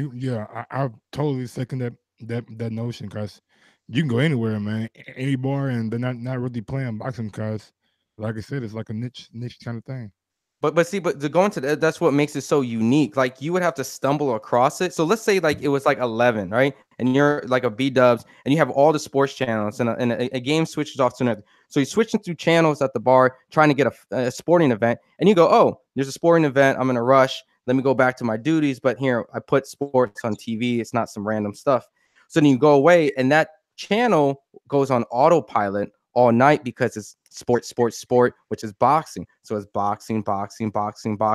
So unless there is a big event, you know, that they do want to switch it to, they may not even notice it and just leave it on, which is great. And that's what would happen when you have the sports on all day, that this channel left boxing on all day. That was great. So I love that. And that does show their commitment. I mean, to be broadcasting boxing from 6:30 to what, 11 at night, or it's gonna, I guess the Plant fight will take an hour, maybe 10 at night. That's a pretty big block. And remember, those blocks used to be paid by Al Heyman. Now it's Fox paying Al Heyman. So that's pretty dope. I'm gonna go to one review. Remind me that we have one more left.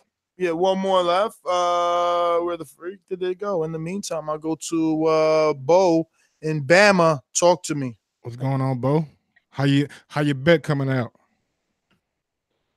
Get your scorecards ready. This is the only fight I bet on this weekend.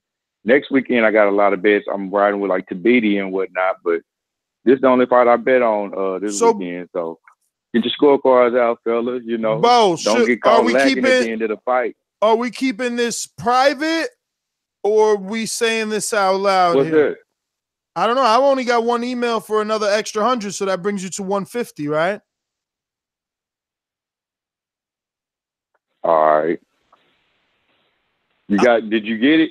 I mean, yeah, I got one other email, so it says, 50 plus 150. I mean, and 50 plus 100 is 150. I'm just saying. So you're only authorizing $150 bet, or you going for the whole 200 that he has in the kitty? I sent two different $100 ones, but let me double check. Don't do nothing. Don't do nothing then. Don't do nothing. I'm logging in. I'm logging in. Go ahead and finish your call, and I'll hit you up. But yeah, I'm looking forward to some. Caleb playing defense too elite, man. You know, I really can't see Uzcategui getting in with no loopy punches and whatnot. I mean, what you think, UK Anthony? UK Anthony. UK, yeah, I'll take that. You know what? Anthony,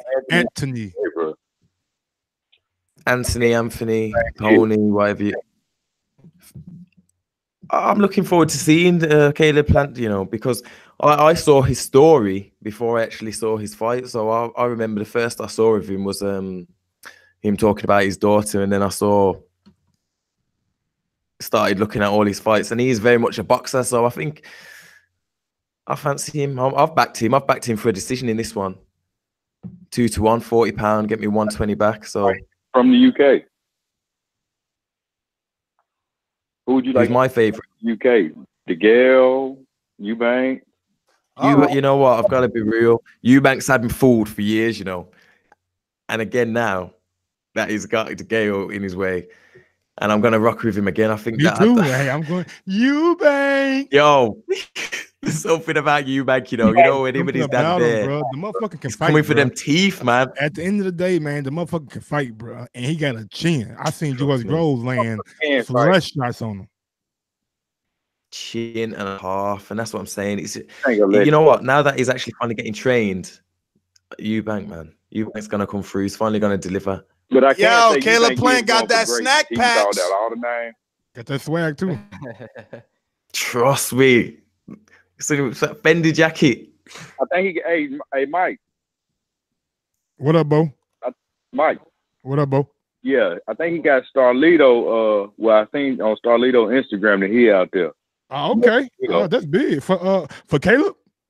Hey, listen. Oh yeah, he is from Tennessee, right? Oh, Bo, let me get in here because listen, Plant is in Nashville, baby. Listen, Bo, Plant is in the ring. I've only gotten 150, so that's all that it's gonna be, unless you get that in before this first bell ring. Hold on, man. I'm gonna go to my PayPal. Yeah, go double check your PayPal. Go double check your PayPal because I got the ad. Put me now when I call I'll put you Hey, right when I through. call I'll back, put you put me back through. on the Don't line, even bro. hang up. You don't need to hang up to check All that right. shit. Just, I'll put Hey, you. check and see if we got any mastermind or boomerangs trying to get in. Oh, all right. Well, go ahead then. Just go ahead. Because I see Julio Ocha back to back. He got his shit in. Y'all both sent in the 50. And let me tell you, neither one of y'all use friends and family, so y'all both got charged by PayPal. They charge a 3% fee, which 2.9 or something. So, let me see. I could just go like this. All right, let's see. But yeah, both guys are in the ring. There it is. There it is. Got- I just want to show that. That's all there.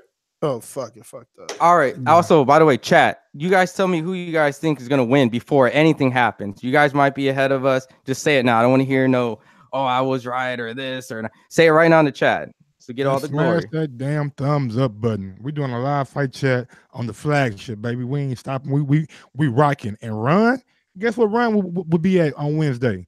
Where Ron? Where you gonna be? Oh, I'll be moving to New York, man. I'm officially going to be a New Yorker. So New I'll York be City? New York City? EK. New York City. I will get some of them beef patties, man. Yo, it's starting, man. It is starting. 28 years old is Jose Uzcategui, and then we got Plant 26. Plant is 6'1". Uzcategui is 6'2". Both came in at broadcast team. Wow, Plant is like what happened? No, I'm just laughing. I've heard Uzcategui's last name get butchered up like 12 times this week. Is it not Uzcategui? They've been saying it crazy wrong on the show. We got a super chat from Jab Left Hook. Nest Border Wars mean no more Mufongo for you. From Jab Left Hook. I don't even know them. Oh, yeah. You're right. No. He no Mofongo means I can't eat anymore. That. Oh, okay. But I really don't. I rarely. It's funny. My girl asked me the other day, like, "Yo, do you know?" I'm like, "Yeah, I know how to make it, but I haven't made it in ages." Not ages. I actually had an Instagram video about a year ago on it. I did it, but yeah. Dan, they are giving us a lot of backstory. Yes, So wait, Bo, you definitely got your time to call in. Let's get in there. Some more callers, and then we'll get to some more reviews. We're going out to Canada, WBC champ for TBV Border Wars in the 180-pound division, Jose El Loco Sands. Popping all this champagne, popping all this rose, getting money like Jose, chain code, Norway, shorty wants that full play.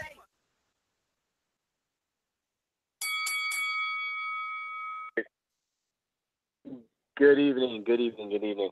See, this is where I'm excited, man, because finally, PBC is finally the whole dream's come to fruition, man. So now we get to see these 50-50 fights of good fighters.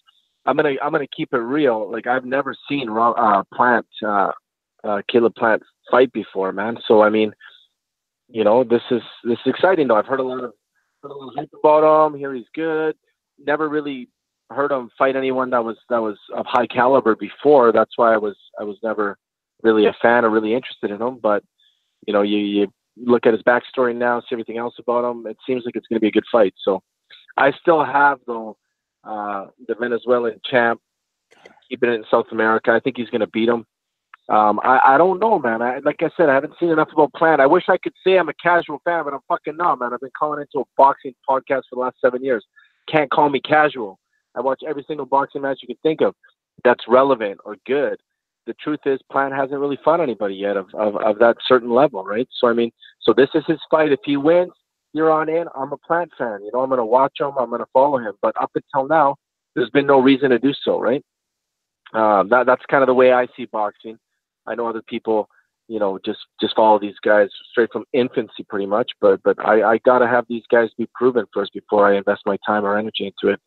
But like I said, I think, Uzcategui, Jose, the main man, he's going to win, man. So that's kind of how I have it.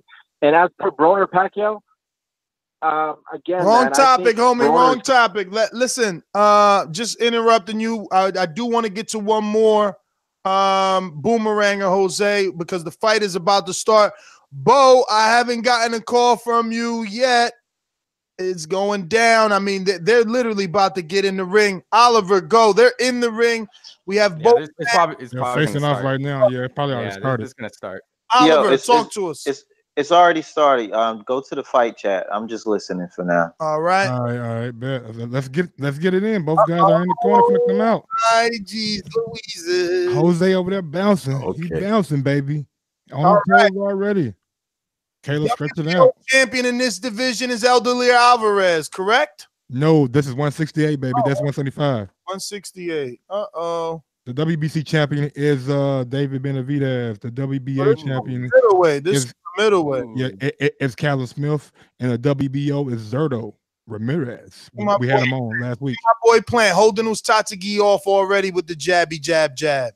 It's gonna be a good fight. Oh, Uzcategui! Wow, I'm excited for this fight now. You know, Uzcategui got the distance pretty easily there. It barely missed with the left hook. Big shot from Big left hooks there. Oh, nice shot. Shit. Plant is You already feel Uzcategui punches harder. You got that confirmation. I don't know, man, but Plant is wilding. He wants to be in the sauce. Look at his stance. He's wide. He's looking for power, guys. Yes, sir. Definitely looking for power. That jab's nice. Moving as much as we thought he would be moving. He doubles the jab. I like that he goes up and down with it. Got that right hand cock. Uzcategui misses 3 punches. Oh, big shot move. Big combination, but nothing. It didn't look like anything landed there. Nice jab from jab by Plant. Yes, sir. And good parry. Parry's Uzcategui's jab. Plant at bay, kind of like Joey Spencer, dangling the jab out there. He's shooting the left hook. I don't know if that left hook lands, but Plant putting them hands on him. Yes, sir. You probably a little bit nice jabs here. I don't know. I'm at 136 in the first round, 34. 33. 32. Okay. Yes, sir. Me too. Plant looking clean. I mean, Plant, he's doing a good job jabbing. I don't know if he's going to get the credit. In my book, this is what I score. I see the jab. Oh, nice. Good. Nice for Plant. Shots by Plant, double into the body there, and getting out, looking very sharp. Very sharp. Nice for Plant. 1-2 by Plant, looking sharp. Okay. Keeping Uzcategui back too. Uzcategui respecting the punching power for sure. Yes, sir. Plant with a good right to the body as well. Now he's starting to pick his shots well. Uzcategui standing up there with his hands up. Plant with another 1-2, keeping that high guard of Uzcategui, keeping his hands up instead of active. I like what Plant's doing. There goes that Joey Spencer arm I was telling you about. He's keeping it out there. These guys like to use that as a defensive mechanism. You know what I like too? He's going to the body a lot too. Slowing them down, hitting the body, combinations, not just throwing one wild shot, hoping it lands. Uzcategui lands a right hand there on Plant. Almost lands. Good body work. Yo, Plant is clouded right now. Bro, he wants it. Uzcategui, I think, is taking a breather right now. He might be a bit. That body shot, man, probably hurt him. Frustrated right here. I don't think he was expecting Caleb Plant to stand his ground the way that he is. But it is only the first round. We'll see. Oh, nice. Good fucking Andy, look at that. That's right, Plant. That's what the fuck that's how I like my champions. That's goddamn right. Billy Joe. Goddamn right. Yo, look at that Billy Joe. That's right there. Arrogance, baby. That's right. Because you know what? If you don't do that, the judges don't fucking respect that. They don't respect the boxer. So you gotta be flashy and cocky. Let them know. You seen I fucking landed that? And I'm gonna show you the bell ain't even ring. He disrespecting Uzcategui. The belt ain't ring. He put his hands down, looking at the commentators and camera. Now that's what I'm talking about. That's what I'm talking about. That's a 10-9. That's easy. 10-9 for Plant. Yes, sir. Easy 10-9. I'm glad you said that. Let me open up my scorecard app. I ain't even open mine too. Let me get my pen and paper out. Let me get a pen and paper for this as well. Let me get a pen. Yo, I'm telling you, I'm gonna be mad at Elms if he. No, for what? I am. Because if we would have put him by decision, we'd have been fucking on an island somewhere. Oh yeah, Plant. We would have in our Plant. But it ain't over. It just started. It ain't over. Just round two. Oh, nice double jab for Plant. I looked at the chat, Plant with the right hand for Plant. Right hand by Plant. After the nice jab to the body by Plant. Yo, he got low to land that double. Uzcategui with a quick left hook. Oh, dude. Plant still rolled with it. Plant still rolled with it. With it nicely. Yo, Plant looping that right hand to the body. He's landing that right hand to the body. Jab from Plant. Ooh, Step to the left every Ooh, time. nice jab. Oh, turn around. Oh, nice. Knocked him down. Oh, Plant ain't bullshitting right here. What the? Oh, he hurt. What? He hurt. Hey. He hurt. Knockout 12-1, man. I got him by knockout, baby. I got him by knockout, baby. No, you don't. Bet money. You gotta show you. God, I ain't pick him by knockout. Oh my God. He's going Plant. Come on, Plant. Oh my God. Let's go, champ. Let's go, champ. Oh man, come on, yo. This is such a good fight, man. Wow, yo, boxing skill. The combination, the flurries, you can't see them. You true. Bruh, if he wins this fight, and the way he turned him around and landed that fucking right that hand. was like when that was beautiful, man. Grabbed them, spun him around, boom, boom, boom. That's like B-Hop used to do, bruh. That's beautiful though, bruh. Ooh, Uzcategui lands the right. Oh, he missed that shit, didn't he? Holy shit, and he rolled with it. Yo, he lucky because that shit had power. Oh my God, nigga. He was lucky he was on the end of it. He was lucky he's one step. He is still in this fight. We're talking about 12 rounds. You got to do this for 12 rounds. You got to sir. for 12 rounds. But I think Plant got the engine though. Let's see. It's only the second. We got a minute left. Minute 7, 6. It's damn fast so far, man. Plant with the combination, man. Combinations, but listen, Uzcategui starting to block him now. He just blocked that flurry. Nice Good body. jab to the body, stab jab. Love those. Man, that body work by Plant, it's nice. Oh, big right hand. Ooh, big. Ooh, that was a nice counter by Uzcategui over the jab of Plant. Like that, Uzcategui. You know what? He's kind of straight up. He's not as wide as we would expect to be from a puncher. He's kind of straight up, and he's dry. He crouching too. Big right hand. Shit, he landed a big right hand on Plant. Plant ate it though. Like he went shit. Hey, you don't want to see that though. No, you're right. Hey, I mean, if you in your parlay, you do. Oh, body shot from body shot. Ooh, nice body shot. Walking him back out the corner. Back his ass up. Egging him on, saying, "Give me more." He want to counter. Uzcategui must have a very long reach. Look at his arms; look like they cover his whole torso. And he leaps when he punches though too. Cuts off the ring pretty good too. He's trying to get more comfortable. It's only nice. But he's starting to get more comfortable and a little bit more aggressive. Nice jab from Plant. Jose looks slow, but he's more zoned in. He's focused. Yeah, man, he focused, bro. Plant took a deep breath right there. 2-0. And he's bouncing right now. 2-0 Plant. 2-0 Plant. 2017. I agree. That's 3 points ahead, man. Oh yeah. Definitely. Knockdown round. Yeah, he knocked down. Oh, Errol Spencer's there. Oh, Danny better be working. Damn good fight, man. Plant show me something. Man, Plant, he showed me something first 2 rounds. If he knocked this dude out, that's gonna fuck up every bet I had. I'm gonna start crip walking. Nah, like Mike, you can walk. No, I was just bullshitting the whole time. I'm just fucking. I had if he knocked this fool out, I'm gonna be like, whoa. Look at Errol Spence, baby, draped up and dripped out. You know what I'm talking about? I got David Benavidez. I got him got a little hair down. Hey, yo, David Benavidez look like he's Cuban. I swear to God, David Benavidez looked like he belonged in Scarface in that little shot right there, bro. Cut that shit. Oh, Plant already back in the ring, landing the right hand, and it's what a jab. Yes, sir. Yo, and his Uzcategui's only landed 1 jab so far. Look how compact he is, bro. Yeah, he's right. I want to know who's gonna want it with Plant because Chris Eubank used to spar with Plant. Yes, sir. So what? The 1-2 keeping him at bay. He ran down on James DeGale when he fought Caleb Truex. He doing that shoulder roll though, man. Come on. Yeah, use your feet too. Use your feet. Get out that corner. He kept that left hand up though. Where Elms at now though? Uzcategui lands the left hook while Caleb Plant was trying to get out that corner. That's a fairly good attempt at cutting the ring off by Uzcategui, and that's what he's gonna have to do if he wants to win this fight. Plant he's looking a lot more comfortable now. He's walking him down. He is a lot more comfortable. You're right about that. Plant's gonna have to get a little more respect, or it's just that Uzcategui knows he's behind. Whoa! He leaps with that left hook, and Plant just takes it. No. Plant is an entertainer. Ooh, wait. Man, Plant's fast, man. He's definitely fast. Yes, sir. He's got good. Uzcategui lands a good right hand on Plant that makes him clinch. Yeah, short right hand too, real quick. And Plant working on the inside with the loose left hand.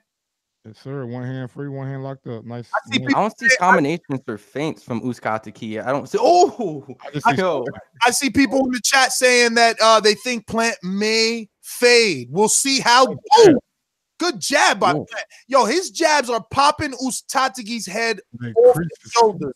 But we'll see how well Snack does in preparing their fighters, because Plant is a snack fighter. Uzcategui lands a good body shot to the with the left hook to the body. He's looking red under that left eye.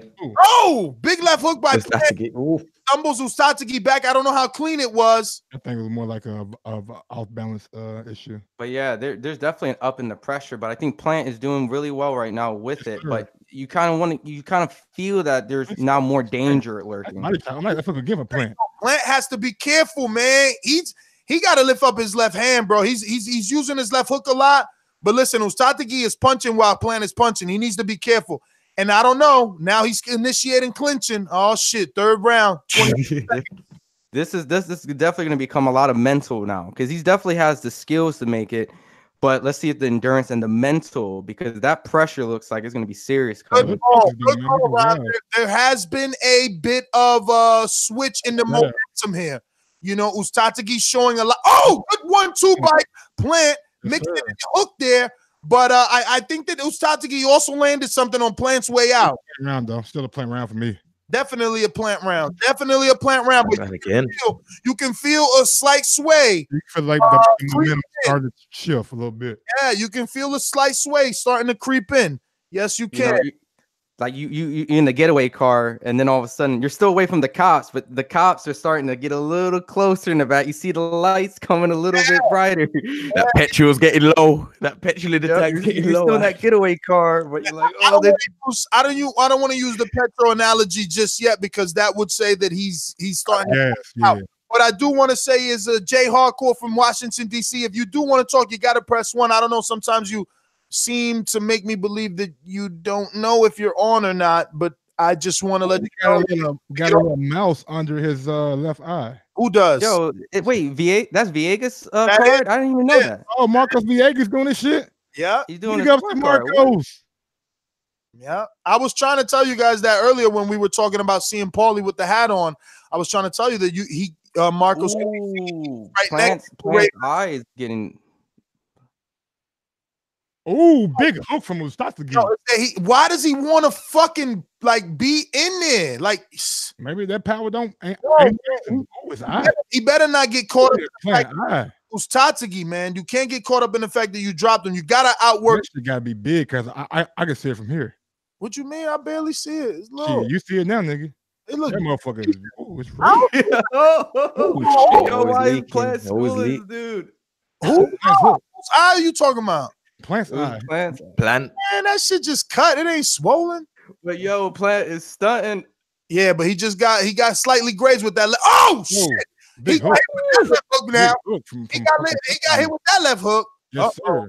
And that shit got that. Oh my God! Shit. Knocked his ass down again. Oh, Plant. Big hook for Plant. Yo, Plant really got power now. Yeah, pop, nigga. That's the second. Yo, now that's why he's standing like that. That's why he's now he's gotta get a knockout. Now he's gotta be careful though. He gotta be careful because he's hooking with this dude. He can't get caught up in the fact that he seems stronger, man. He could win this fight by boxing. And his eye is getting bad a little bit. Yeah, bro. Yo, listen, his body shot for Plant. He's still in this shit. He's smiling at this nigga too. Hell yeah. He doesn't look overly hurt. No, he don't look. Yo, those are flash knockdowns because of the speed. Like flash the arm. Nice jab from Uzcategui. Listen, they're flash knockdowns because of the speed of Plant. Make sure you got your scorecards, because here we go. We got 2 knockdowns for the boxer, but this puncher is still on the boxer's ass. Get your scorecard out. Get your scorecard out. I'm my fucking pin it, man. Damn, great right hand by Plant. He making this shit look too fucking easy. Did you just see that? Man, you guys are sleeping. I look down for a second. No, I'm seeing that. I'm watching this whole thing, man. It's just, No, but listen, who looks more beat up, yo? That's what I'm saying, though, man. He's still fresh. Everything Plant's doing out there, man. Uzi still looks in the game. But regardless, Uzcategui need to stop getting his ass dropped on the floor. It don't matter. True. It's gonna need a stoppage. Because the judge is gonna be like, whatever. That nigga just fell on his ass. He was never gonna win a points decision. Yeah, exactly. I told you guys either on the betting show or on the Thursday show that the only way this guy wins a points decision is due to knockdowns. But he ain't winning no decision. This dude he can't outbox Plant. He got to knock Plant out. He want this money. Dude, scorecards are looking like 40-34 right now. That's 6 points. Yeah. He got to win. And we're not even in the 6th round. He got to win 7 of the last 8 rounds. Listen, if you're watching this on YouTube, don't forget to hit that thumbs up button. It helps with the visibility of the show. Lets us know that you enjoy that we turned our flagship Sunday show into a live fight chat, bringing you today's PBC on Fox Sports 1, where Jose Uzcategui is putting his IBF title on the line versus Caleb Plant, who just hooked with a hooker in the instant replay and showed that his power was superior as both hooks landed, but his sent Uzcategui to the fucking canvas, making me look like a genius. Where's my Nostradamus song? I swear, I told you would have fought at this point. I told. Hey, but hold on, man. 8 rounds though. Even though, that don't look good though. That don't look good. Yo, come on. That don't look good. I know that it's still early, and Uzcategui got 8 rounds full of energy, bro. Man, I think my girl's cooking. I smell it. It's coming straight through the studio, nigga. About to eat. Yo. They got that killer tank. Las Vegas weather got him sharp. Yo, Plant is just stunting on this dude. Listen, Plant needs to start dropping that hook to the body because Uzcategui got way too much energy still bouncing around.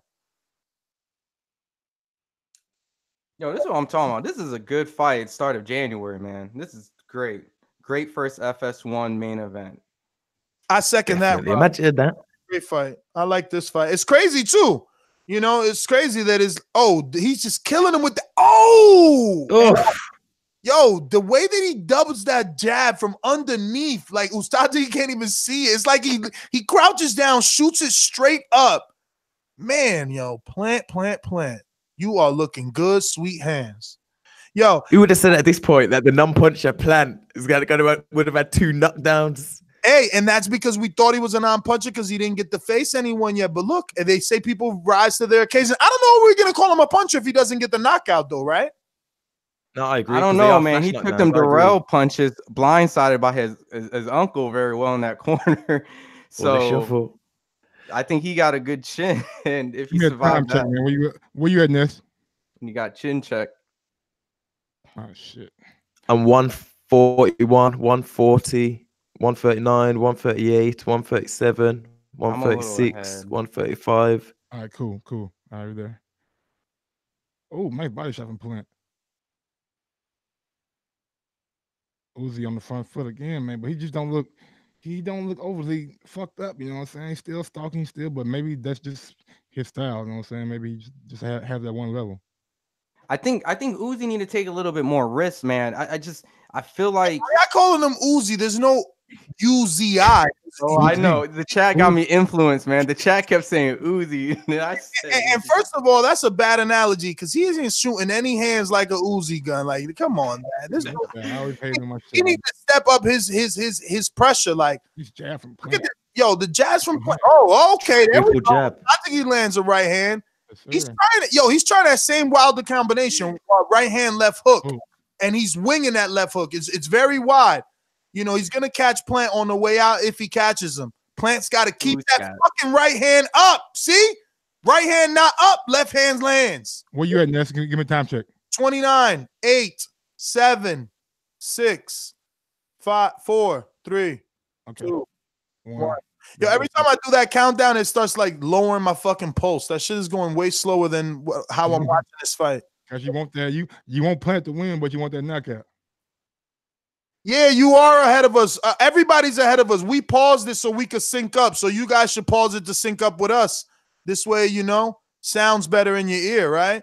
Like, as long as you pause it and you stay away from social media, you'll know the outcome of right along with us. So Absolutely. I mean, you know, if you want to, we can give you the actual timestamp at the starting of the next round. You either pause or fast forward. Everyone should have DVR. I mean, I don't know. Not everyone pays all that money for cable to have DVRs on their televisions where they can rewind and fast forward. But, you know, it's a tax write-off for me. I don't have the money. It's a tax write-off. This is something that I need to be able to do this exactly for you guys. You got to be able to pause and fast forward. Yo, Bo never called in, so Bo only has 150 on it. Who did Bo go for? I don't even know. Oh, he Plant. Yep. Damn, Bo. Bo looking good right now. No, he ain't, because he should 150, baby. He should have put that 250. She still got 300 in his pocket. Let me double check my app, make sure Yo, they are banging right now. Banging? Come on, run, man. You fucking us up with that. Look, I got commercials that be like skipping over. So bro, why you can't pause, bro? You corny. My I'm shit big right now. 5, 4, 3, 2, 1. I'm there too. Yeah. Oh, nice. Oh. He sends Plant stumbling to the ropes. It looks like Viegas from big as Don't stand and trade with him. Got him holding. Uzcategui cutting that ring off, bro. He stopped Plant from getting out of that pressure on now. Looks. Here we go, and he still looks fresh. Oh, good jab. Nice jab. Another jab out to the body. Plant's right eye to leak now. He's looking. Oh, nice hook from Plant. Nice upcut from Plant. Nice combination from Plant. Let's see if Uzcategui has an energy dump. He came out like he was going to be aggressive, and now he's starting to stop in the middle of the ring. We're coming to the 2-minute mark. 2 at 5, 4, 3, 2, 1. 2-minute mark of the 6th round. Uzcategui still putting pressure, but definitely I would say the momentum from the opening bell of this 6th round has died down just a bit. He fainted there, Ron. You wanted to faint. He gave you one. Yes, sir, he did. And he got more successful. Nice jab from Plant. Jab by Plant. Nice body shot. Swings it. It didn't really land from Uzi. You're just getting this feeling of like danger. Plant does well with the 1-2. Whether he shoots it to the top or to the body, he's been having success all night. Where it's getting dangerous is when he tries to mix in the 3. Every time he shoots 1, 2, 3, 3 being the hook, it gets dangerous for me. I know he's been successful, but again, look at his face. Nose bleeding, eye bleeding. Oh my God, he fucking hooked again. Oh. Jesus, that was so scary right there. Fuck. Why is he doing that, bro? He's got like something to prove. Oh my God, I can't wait to get him on the show after this, bro. Like, yo, like that eye's gonna rush him. He wants it by knockout, man. You can see his stance is so wide. He's trying to fucking knock this guy out. He knows that he can combination. Oh, he ate a jab. He ate a jab.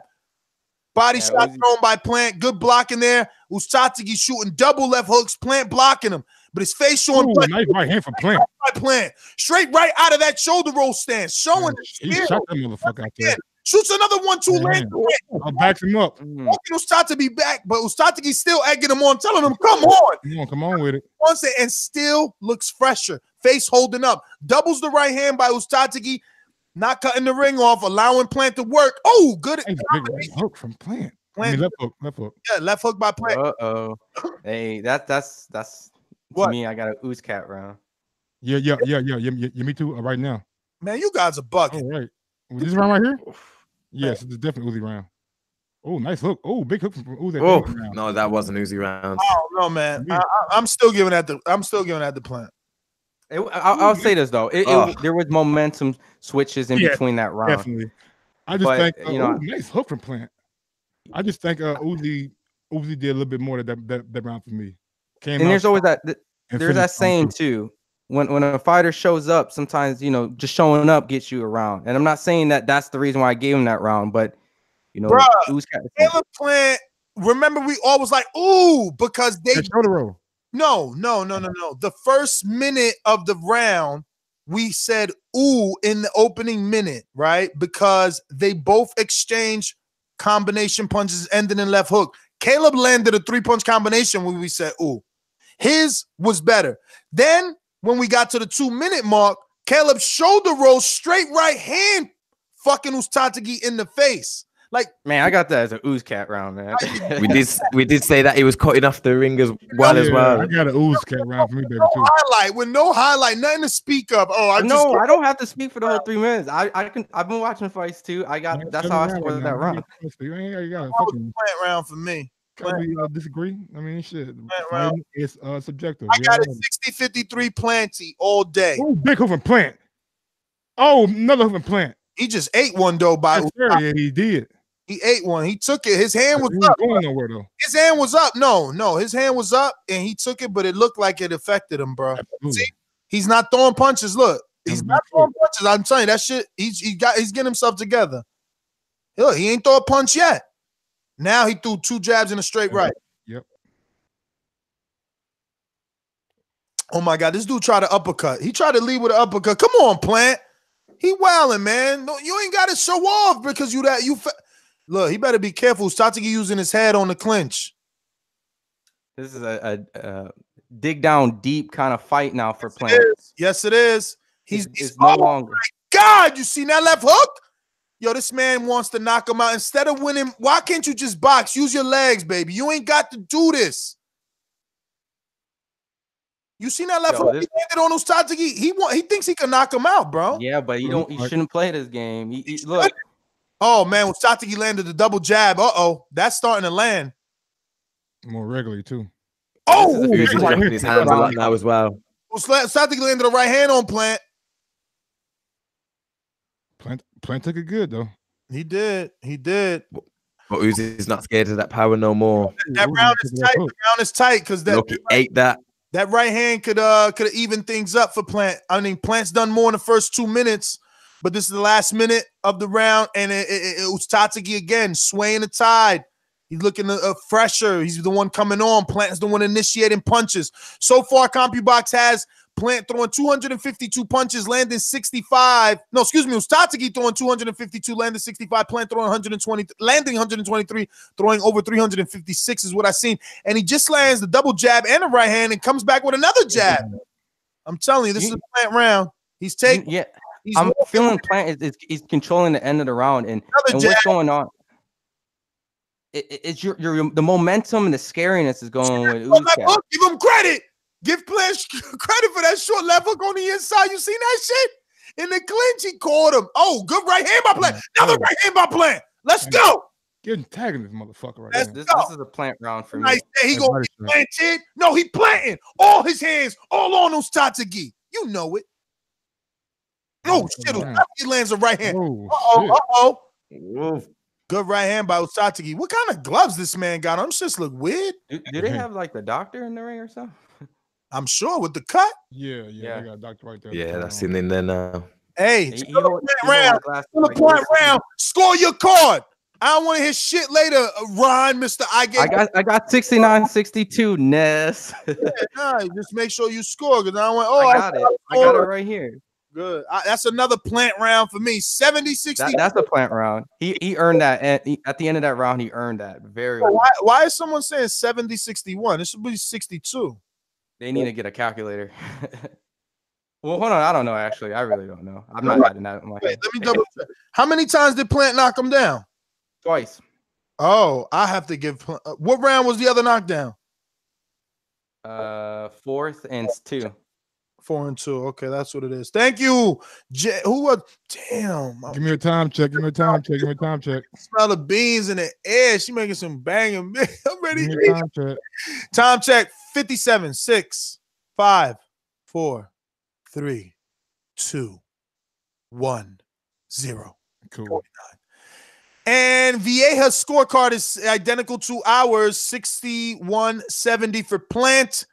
And it's still a dogfight, though. I mean, Uzcategui is still making this one a dangerous fight. I know the Elms in the Mastermind chat is extremely nervous, along with myself and Mike. I got the backup, baby, because I knew the champ was going to be the champ. I got 69-61, Plant. I gave Uzi 1 round. Oh, you on some Ron shit?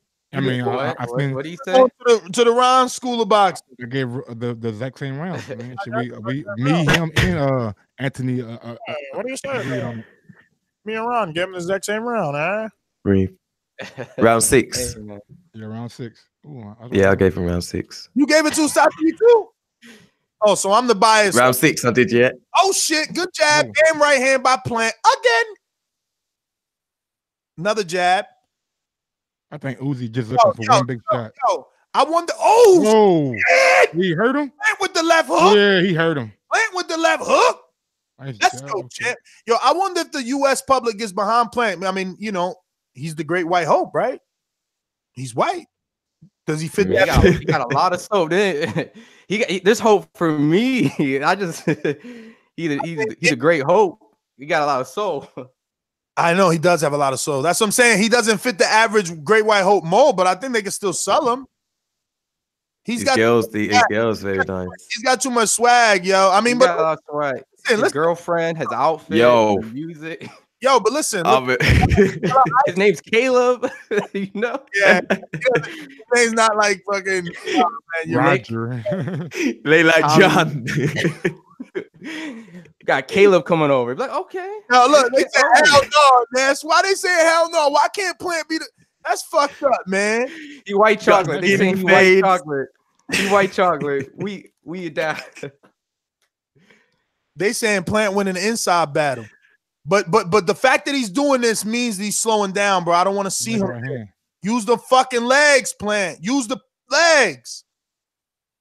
Get close enough. You can't get some shots. Right hand by Plant on the inside. He's just so much faster. But this is where this is dangerous here. But you know what? It might be even better for him here because Uzcategui's arms and reach is so long. He won't get full extension on the inside. Plant is more shorter, compact. Oh, good left hook by Uzcategui. He tripled it up. Uh-oh, he walks Plant out. Plant stands the ground. He clinches now. End of the round. Whoa. Putting down that space. Whew. Yo, so I mean that was still a Plant round for me. Unfortunately, he's like close, man. He's like killing this dude in my eyes. Like, you know, winning these rounds easy. Did anyone give Uzcategui that round? On the panel and in the chat. On the panel and in the chat. Did anyone give Uzcategui that round? I can understand the argument for that, but I gave it a close. Yo, y'all see my black? That's great tip for Plant. It's like one of the cop cars rolled up and started bumping his car a little bit there. Like that. Hey, Hardcore got it 70-80. I got it 79-70. Hell yeah. Overhand. I like that. And I've been saying that he needs to go down to the body. That left hook needs to be placed on the body instead of keep putting it on the head. Here it goes. Bang. Bang. Ooh, he ate one though. See, that's why you got to go to the body, man. Catch this dude. Oh, fuck. That's what I was telling you about. That was short. That was a tight left hook, short, is it? I feel like at this point, unless Uzcategui starts dropping Plant, I feel like scorecards don't even matter at this point. Man. He need to stop dropping. He got to knock him out. If he wants his belt, he got to knock him out. They better not steal it from Plant. Yeah. But I come with no fucking draw, nothing like that, boy. I'm going to be like, what? 2 knockdowns and a boxing lesson. And now he's playing Uzcategui's game on the inside, but I think this is Plant trying to recover, being on the inside here. Trying to get a breather. He's smart, man. He can't get his shots off. It's less punches being thrown. So I think this is him recovering. Right now, we got a total of 462 punches thrown for Plant. This is him showing young fighters, if you really want to win and take it from a champ, you stay active. 463 punches thrown, according to CompuBox, 153 landed for Plant. 86 only land for Uzcategui. Oh, but Uzcategui lands a nice left hook, followed by another one. And he drops one to the body. Yes, sir. It was a nice combination right there. Gloves look crazy, bro. What gloves are those, bro? Oh, nice right hand from Uzcategui. Plant is crazy in here like this. I don't know why he's doing this. Yo, Plant better chill, man. He better chill. Nice hook. His cut man's done a good job though, you know, on that eye. Yeah, I mean, he's got Michael Rodriguez, bro. He's got Mike Rodriguez. He's got a hell of a fucking team, bro. He's got a team. I feel like some bad shit. Oh, nice. I'm pretty sure his strength and conditioning coach is Coach Larry. Oh my God. Big hook from Uzcategui. Oh, shit, now. Oh, another one. Oh, my God. Oh, Oh, shit. Oh, shit. He might be too tough. He might be too tough. Let's go. Is he gonna hold? Is he gonna He hold? bouncing. Is he gonna hold? Get the clinch, Uzi. baby. Get the clinch. Uzi on the front foot. Uzi got this man. Oh, nice right hand from Uzi. Trying to hold. Yo. Yeah, he hold down. Good. Is Good this job, becoming Plant. a herd fight? Good Is this job, herd Plant. style? Is this becoming? We don't care if your girl's in the crowd. Listen, you need to just don't be the tough guy, man. He's got to get that distance. Oh, right hand lands by Uzi. Yes. Big left hook misses. Oh. Got him hooked. Got him hooked.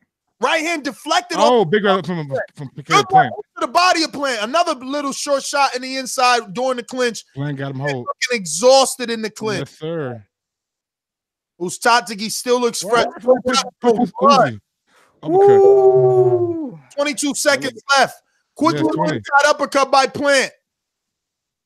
Short left hook by Plant, followed by left hook by Uzcategui. Needs this round to end real quick. 9, 8. Oh, shit. Oh, good little uppercut. Oh, uppercut. Oh, shit. Oh, my God. Plant lands a great uppercut, but Uzcategui lands a Came great back with his own shit. That is an Uzcategui round. Yeah, that's an Uzcategui round. Look, it is officially a 3-round fight for Plant. Like, all he needs to do is fight 3 rounds. If you run, crawl, get out the ring for 10 seconds, come back in. Championship rounds, bro. 10, 11, 12 are hard. Oh, my God. Look at that little uppercut. Oh, my God. That shit lifted Plant up. Oh, neck up, nigga. Oh, my goodness. That one deflected off the shoulder. Boom. Big fight. That right. Came back with his own, though. He ate Yo, it. this is such a good fight, man. That defense, baby. He picked up the fucking phone. Oh, oh. Uppercut by itself, though. Oh. Blended combination punches there. Man, that's beautiful right there. Look at Blade talking to the camera in the corner talking to us. That's what the fuck I'm talking about, bro. This dude got, I like him. But he's still quality, though. That nigga. Uzi over there bouncing ready, man. Bouncing and ready. Oh my God. Uzi over there bouncing ready. He locked and loaded. He said, nigga, this is my belt. Bottle, check his water bottle. Fight, you know. Yo, I'm so oh mad my we God. call him Uzi with another uppercut from Uzi. Even Vieja gave Uzi that round in the ninth. Oh, nice Had to, man. Plant was not playing on his feet. He was doing the chicken leg dance a little bit. Uzi still stalking, man. Still stalking. Plant looking like triple jab. I think Plant might have got his second win back. He's starting to. Oh, good left hook. Oh my God, big left hook from Plant. Beautiful lead left hook. Shit. Nice right hand from Uzi. Yo, you know what the thing is? He's so dangerous, bro. He's punching. He's trying to catch. Oh my God, he's trying to catch Uzi with the left hook when Uzi throws his right hand, bro. Yeah. He's so crazy, Plant, man. She probably they got respect for each other. Yes, sir. I mean, you got this is damn good fight right here, man. Oh shit! Oh, big right hand from Uzi. Uzcategui lands the right hand, and Plant's left eye or right eye is not looking good. Oh, uppercut. Yo, Plant just needed even if he loses all the rounds, he just needs to just survive. Yo, that's it. He got to get some clinching going on. He got to get his inner B hop going on. Buy some time. He got to get back to what he was doing earlier. Cut the fucking distance off, man. Don't let him get out to the end of his punches. Great fight. He don't want to cut the distance off. He needs to get on the end of his jab. He needs to stay away from Uzi and keep his fucking hands up.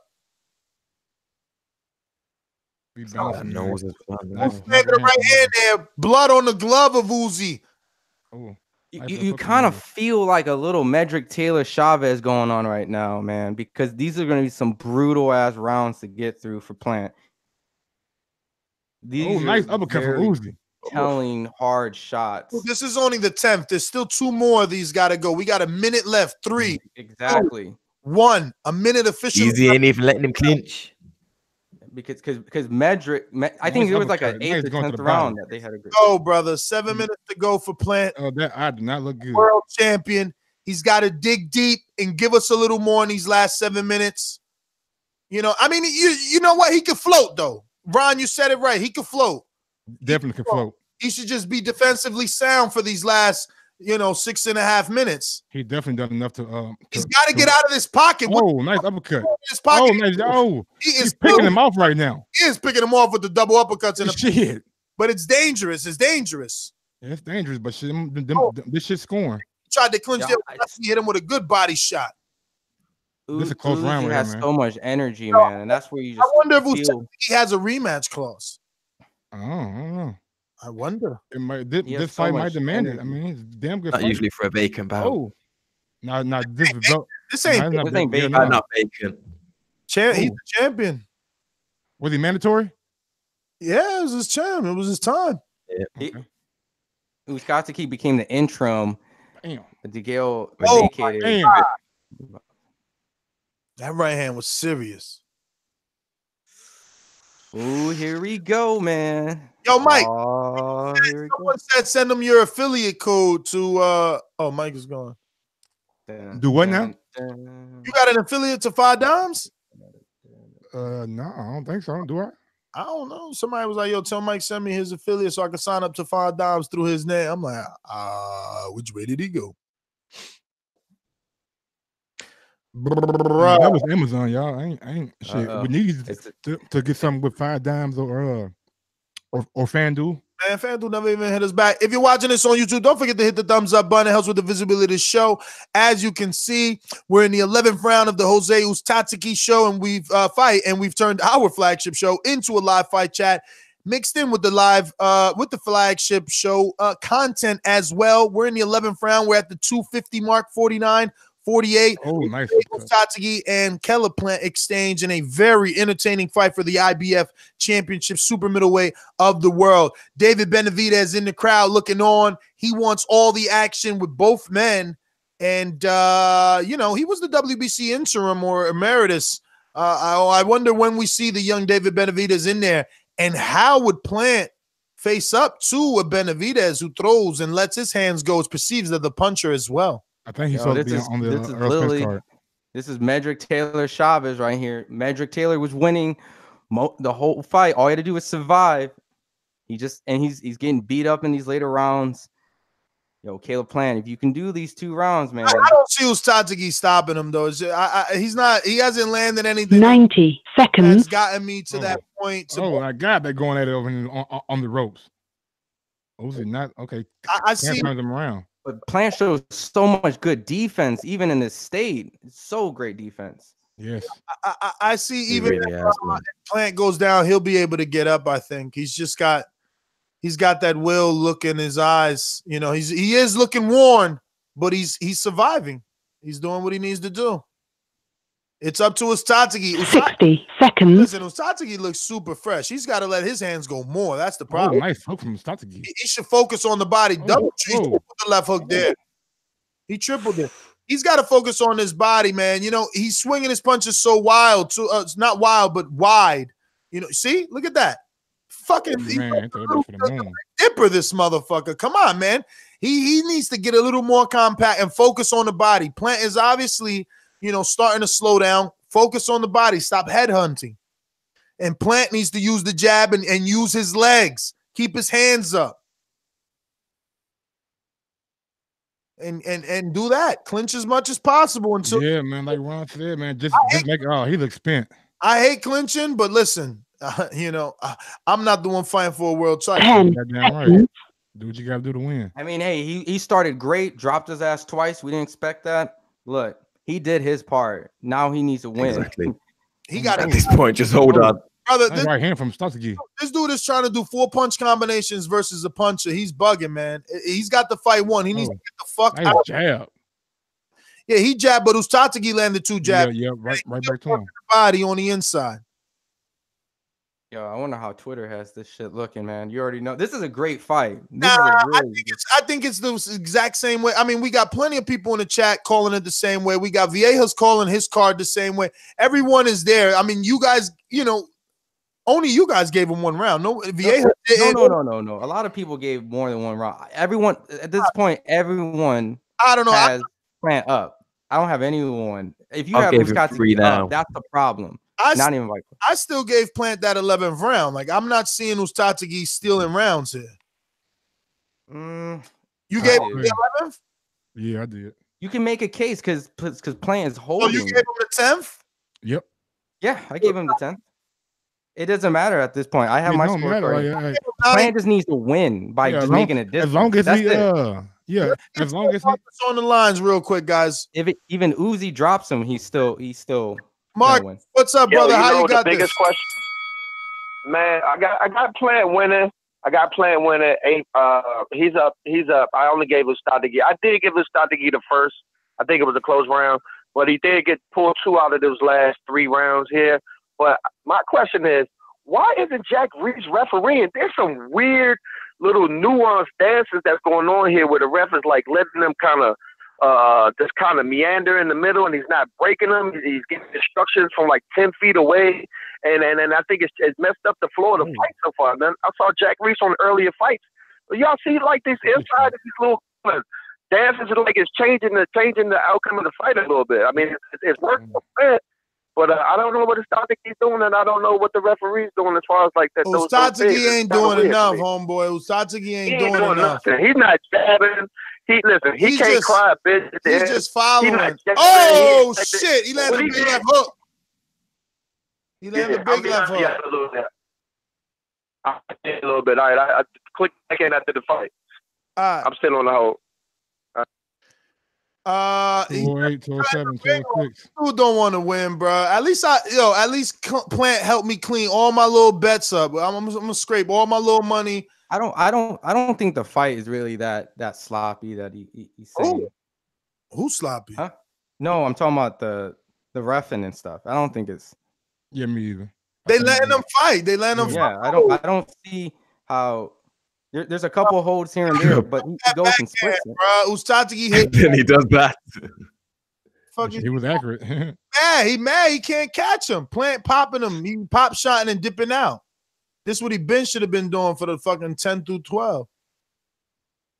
But at this point, he knows he's ahead. You know, his corner, he has to know he's ahead. When he came out opening bell, he had his hands up and it forced Uzcategui to raise his hands. It's like, oh shit, this guy's saying he won already. You know, so they both raised their hand. How do you think a rematch would go if this goes the distance? Oh man, I mean, I'm sure Uzcategui's gonna watch this tape and want to let his hands go more, but I'm sure Plant also will say, look, I'm gonna pick my spots this time. Because Plant, I think Plant fought a little bit too much here. He needed to box a little bit more. But he wanted to make a name for himself, and he did that. He got 2 knockdowns on the perceived puncher, and he's outboxing him. You know what I mean?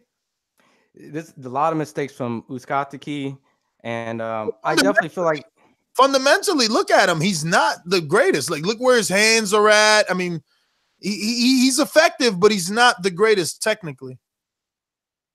Even to a degree, I don't even feel like Uzcategui is this crazy puncher as I definitely think he's a hard puncher, but not the puncher. You know what I mean? Yeah. The reason he gets that perception is because they put him in there with Jarrell, who can't take a shot. You feel like he would have to do accumulation of punches to get your ass out. Yeah, for a big puncher, he hasn't really had him buzzed throughout the fight. He knows it. It's over. Yeah, well, yeah, he knows it. He's already crying and hands up. He got this one, baby. Definitely. Yeah, I don't see Uzcategui winning this. Hit him on the IG and tell him on the crowd. Congratulations, champ. Yes, sir. Hit him up. He got this one unless they steal his shit. I don't want to do it too soon. And they be like, 117, nigga, 109. It don't matter if they steal it, bro. Like, you know what you mean you don't want to do. Yeah, you're right. I got 115, 111 for Caleb Plant. Yo, this dude Mike crazy. He about to really say, yo, champ, I'm sorry you ain't get the win. Come on, dog. If they steal this shit, you know who won. But we know they ain't steal it. This too easy. It was too obvious. 115, 111. That's what I got. I got Jay Hardcore on the check-in. What's up, Jay? Talk to me. Damn, they said they booing. That was a fight, right? Yo, they said they booing. Is that true? What? Was there booing in the crowd? Man, I didn't hear, but it's impossible for them to steal this one from that guy, man. Hey, Jay, man, were you in the basement, man? Yo, what are you talking about, man? You can't hear me? Hey, man, it sound like you in the basement. Hello? Now we hear you. Man, you hear me now? I was laying down in the family room, man. There you go. You too slouched up. You too slouched up, man. There's no way steal this one, man. It's impossible. They steal this one, man. They need to turn that arena out, Jack. I mean, that was a nice master class in order. And then we see why I call him Sweet Hands. Without a doubt, Jack. That boy was nice. Now, I'm looking forward to see him continue on fighting. He's entertained. So, I mean, it's definitely going to go on, man. I don't think he should be brawling like that, though. Even though it seems like he got a pretty good chest. Yeah. I mean, he didn't get dropped none through the whole fight. So he definitely looked like he got a pretty chin. good, but he should. Yeah, but he shouldn't still be utilized. And I still say stay behind that jab and box, man. You know, he got it. Sure. Definitely. Yeah, man. This was pretty good. And I mean, this worked out. Jay, go ahead and boomerang back in. I'm gonna keep phone lines moving. We're gonna get to Javier on the boomerang status. Talk to me, Mastermind. Yo, hey, tell Oliver to mute himself. Oliver, mute. There we go. Bro, I ain't gonna lie. Plant did this thing, bro. He did this thing. It would have been super close though if he had them 2 knockdowns. I ain't gonna lie, it would have been super close. But he got them, shit. Because without the knockdown, that's 113, 111, I think, according to y'all scorecards. So I mean, but later rounds he was getting touched. He got to fix that shit because goddamn, I think Benavidez can give him some problems if he taking punches like that. But hey, he deserved that win, bro. He did his thing. Absolutely, man. Definitely agree with that. They gave it a Plant. He won. What was it? What was the scorecard? I heard like a 115, a couple around there. 115, 111. Cool. I'll have to look it up. But Plant won. That's what matters, man. He did his thing. And that new. Say it, Mike. And that new. Sweet Hands. Caleb, motherfucking Plant, man. New IBL. Hey, welcome to the No Crow weekend, Mike. No Crow weekend. You switched at the last minute. No Crow. You're right, I did. Oh, Mike, for you to get money on 5 dimes, they got to put your name and email and say who referred you. Oh, okay, bet. So Plant won that. Got the same butt you got. Got the same. That's right. Y'all got something coming, huh? Let me throw my shit on just in memory of Plant. You know what I'm saying? He out here rocking out. We doing it. We going out to Oliver in Bermuda. Did we got to Javier, right? Or no? Yeah. Oliver, talk to me. No, I don't think we got to Javier again, did we? Yeah, we just got. Yeah, we did. Oliver, you there or you just listening? Going once. Twice. I'm here. All right. Can you hear me? Mm-hmm. Oliver, what's going on? Hey, man. Little buddy mad at us, bro. Who mad? Little Justin. Why? He been waiting too long, he said. Look at Dazn. I didn't even know Dazn had his belt. Well, look, tell him to sign up on Patreon. You know, He's 11 years old. Excuse me? He's 11. Oh, well, you know. So tell his mom to sign him up. Tell his mom to sign him up on Patreon. Exactly. Tell his mom to sign his ass up on Patreon. He need to go his ass to bed anyway. It's Sunday. He got school tomorrow. But that was an entertaining fight, man. Caleb Plant brought that shit. He stayed in the pocket at times. But he looked tired as shit in the ending. I don't know how well he'll do with Benavidez. But it was an excellent fight. Much respect to Caleb Plant. I'm definitely a fan. I'm definitely following him. I'm not going to sit here and bullshit and act like I've been following him before then. We all know his story and things of that nature. So much respect to Mr. White Chocolate, Caleb Plant. Talk with y'all later. Yo, what's my man name out here? He a Patreon too, man. He disrespecting the champ. Where this guy at? Jab left hook, bro. He talking about fake ass belt. Dog, look at this, bro. You see that? That is nigga, don't. Man, authentic, man. That's authentic Cano, man. You better stop fucking playing with the champ. Hey, man, but look here. Big ups to Ams, my guy. You only got one wrong, but goddamn it, you was on a hot roll. Nah, Mike, you would fucking listen to me and parlayed it with him. I should have did it. I said I was going to do it, but you know what? When I went to do it, I didn't believe Elms's Brandon knockout pick. It was too many knockouts. I'm like, man, fuck that bet. But I believed in my own bet, which was Plant straight up. I put $15 straight up on Plant. So I will give Elms credit on that. Because he's like, yo, don't do too many. Just do, a certain amount per week. Per fighting week anyway. So I stood on my capped $20 amount. And that 20, it allowed me to place a couple of bets that gave me excitement for the weekend. I didn't win the big parlay with Mike and Elms, but Plant cleaned me up and got all my money right back. We're back. I betted on Plant. I believed in the boxer. I'm happy that I did. We went to everybody, so we're going to go ahead and end it. It is dinner time, and we'll be back tomorrow with a morning show. We got a lot lined up for you. So far, we have Tuesday. We have Robert Brant at 5 p.m. Eastern. And when do we have Regis Prograis? Tomorrow, Monday at 3. And we'll just have a ton of stuff lined up. So continue to support TBV. Sign up right here to theboxingvoice.com on YouTube. YouTube.com/The Boxing Voice is where you need to subscribe to help us get to 100,000. You click on the notification bell. You get that notification every time we go live. Like the live review said, which I'm about to pause this music and read the final ones. Like they said, we have a daily live show to bring you boxing talk every day, and you are more than able to be part of the conversation. You can go on Patreon and ask specific fighters specific questions, whoever we're going to have on. There will always be that post to let you know who's going to be on and to allow you the opportunity to ask a question to that particular fighter, promoter, trainer, writer, whoever it is that we're interviewing.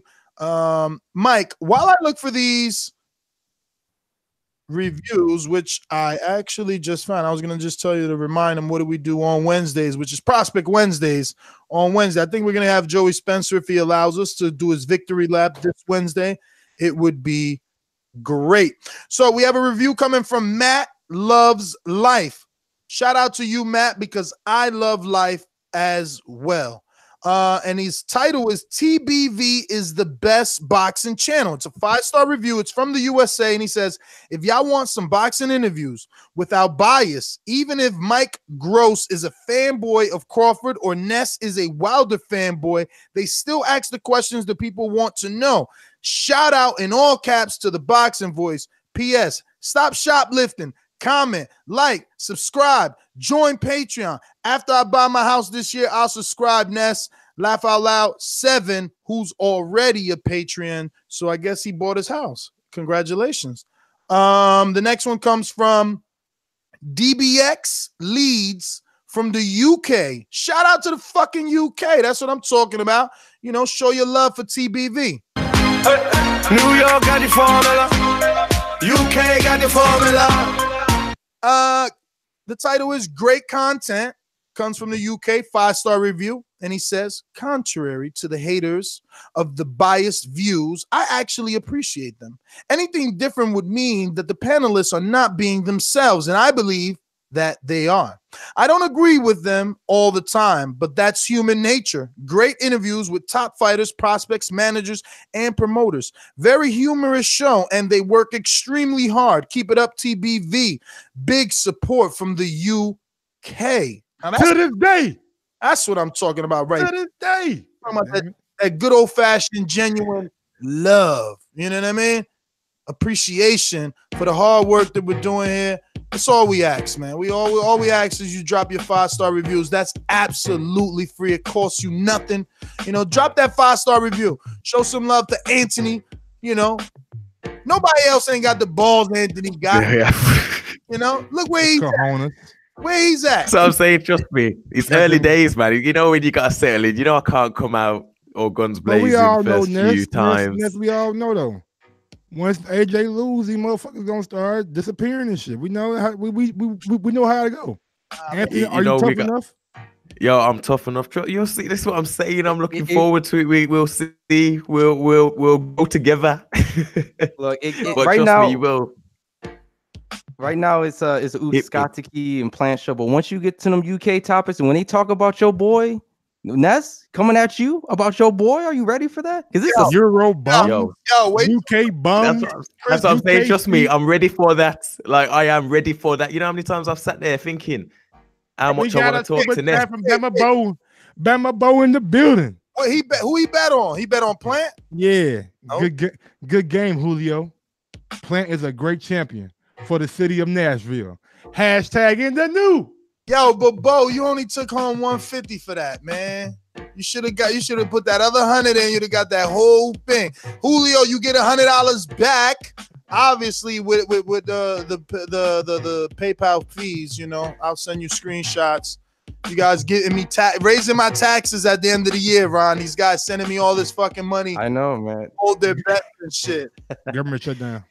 I know. You just need to hold a little bit and say, look, it's like a tax return. I'm gonna hold this just in case I get taxed. And if not, here you guys go. Oh shit. He said Bo won 105 on Bovada too. Bruce did. Oh no, who said that? Who said that? Harvey said that. And OTKP, don't you worry, man. I'll be jumping in a lot more. Once the time comes, I'll be jumping in an awful lot more in the chat. Don't you worry, I'll be jumping in. Yo, and Bo didn't call back in, Javi, so I don't know what you mean why I didn't let him in. Remember, it is a 3-hour show, and whoever didn't make the cut once Block Talk cut it. After you hear that lady say 90, 60, 110 seconds, it's over. You can't get in. Whoever's in stays in, and you know they're part of the cool club. And whoever ain't in, you're out. Gotta call it on Skype, man. You gotta have a Skype, man. You might as well go get a Skype. Listen, Skype is absolutely free. Download the app. While you're there, download the Patreon app because you want to get the exclusives. Tomorrow we're doing Untitled. You can go head on over to patreon.com/The Boxing Voice. Drop your topic for Untitled. Let us know what you want us to talk about. We're going to be talking about anything, so you can drop any topic, any comment in there, any question we're going to answer. And then while you're there, put in your recommendation for what fight you want us to review. Hey, Ron, I'll have you know, man, pretty good ones there. You're going to be happy to hear this. Let me pull it up. All right. You know me, man. I'm excited. Blast from Why the he past, doing man. that? You know what I'm saying? As my guy, Jay Hart. I'm actually there. Slow your roll, Mr. Gross there. I wanted to lead off with some horns and say shout out to our new Patreon member, Troy. From Baltimore?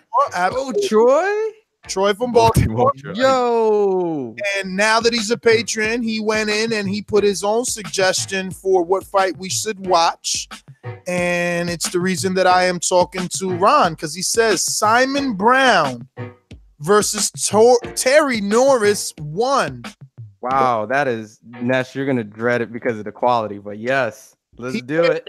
Suggestion: Curry versus McCullen, and he put the YouTube link already, and he put Brown versus Terry Norris YouTube link already. We'll discuss the rest. Obviously, which one gets picked. Thank you, Troy. Thank you, Troy. Shout out to Troy becoming a patron and dropping his suggestion. I'm gonna go ahead and just let Mike take over while I share these links for you right here in the YouTube chat. In case anybody wants to put in their suggestion, they can do so.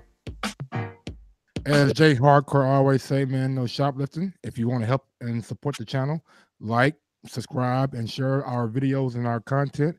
And man, great night tonight, man. We had a good fight with Caleb Plant. Had a tremendous undercard. Joey Spencer showed a lot of things with a nice power and really had that guy dancing around the whole fight, man. He looks to be like he's the goods. Also, Brandon Figueroa, man. Oh my God, that young man at 122 is gonna be a problem for anybody.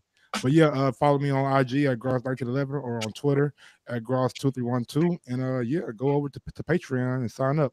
Tomorrow we got Untitled. Tuesday we got film study. Wednesday Prospect Wednesday. Thursday is Comic Creeping, and Friday is the betting show. And this Friday we've got some big fights with some big bets. Javier got a lot of bets out there, and it might be some good money on Adrian Broner. Can Adrian Broner do it? But we'll talk about it more Friday. Ron G.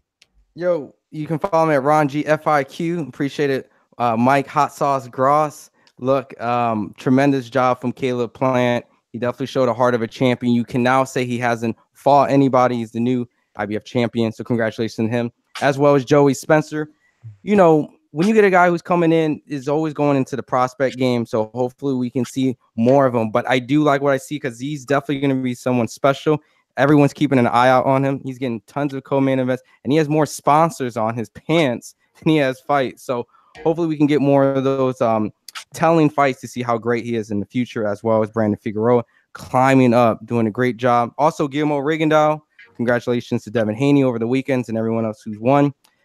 And just to let everyone know, I'm going to be out there in the field. I got my new camera. I got my Sony camera, 4K, you know, flip it open. So I'm going to be at all the fights. I'm going to be heading to the gym so that you guys can get more content.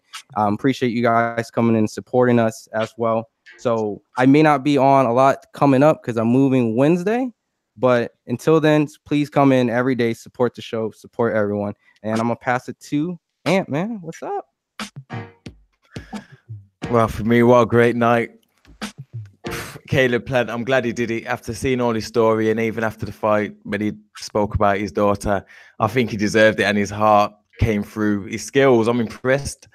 I'll be watching him every time now. He's an entertainer. Let's see what he can do. I've got to say as well. Go on, hit me. I just was going to say, now that it's over, you didn't tell us, or I didn't catch, who was your announcers? Our announcers was Darrell and the others. Oh, I couldn't tell you. Unfamiliar to me. So we had a cast then. Yep. So is it the same? It was. Yeah, see, they were all... Besides Darrell, they were all unfamiliar to me, to be fair. Don't know any of them. Now, how do you feel about that? Would you have rather had some familiar UK guys, or do you like to have the Americans to give you that, I guess, that accent? As it being a UK, I mean, an American show, I'd rather seen Americans. I mean, they got Paulie Malignaggi in the back. I know, obviously, he's obligated to some other shows, but I don't know. When you compare, for me, when I see people that I don't know at all, they can't really hold my interest. So, luckily, I'm on TV, so I can listen to our commentary. Because, wasn't interested. I wouldn't be watching it back to see their country. Let's put it that way. Well, all right. And I am your host, Nestor Gibbs. Find me on Instagram and Twitter at NSGTO. Catch us tomorrow morning for the morning show at 9 a.m. Eastern, 8 a.m. Central, 6 a.m. West Coast, 2 p.m. UK. Peace.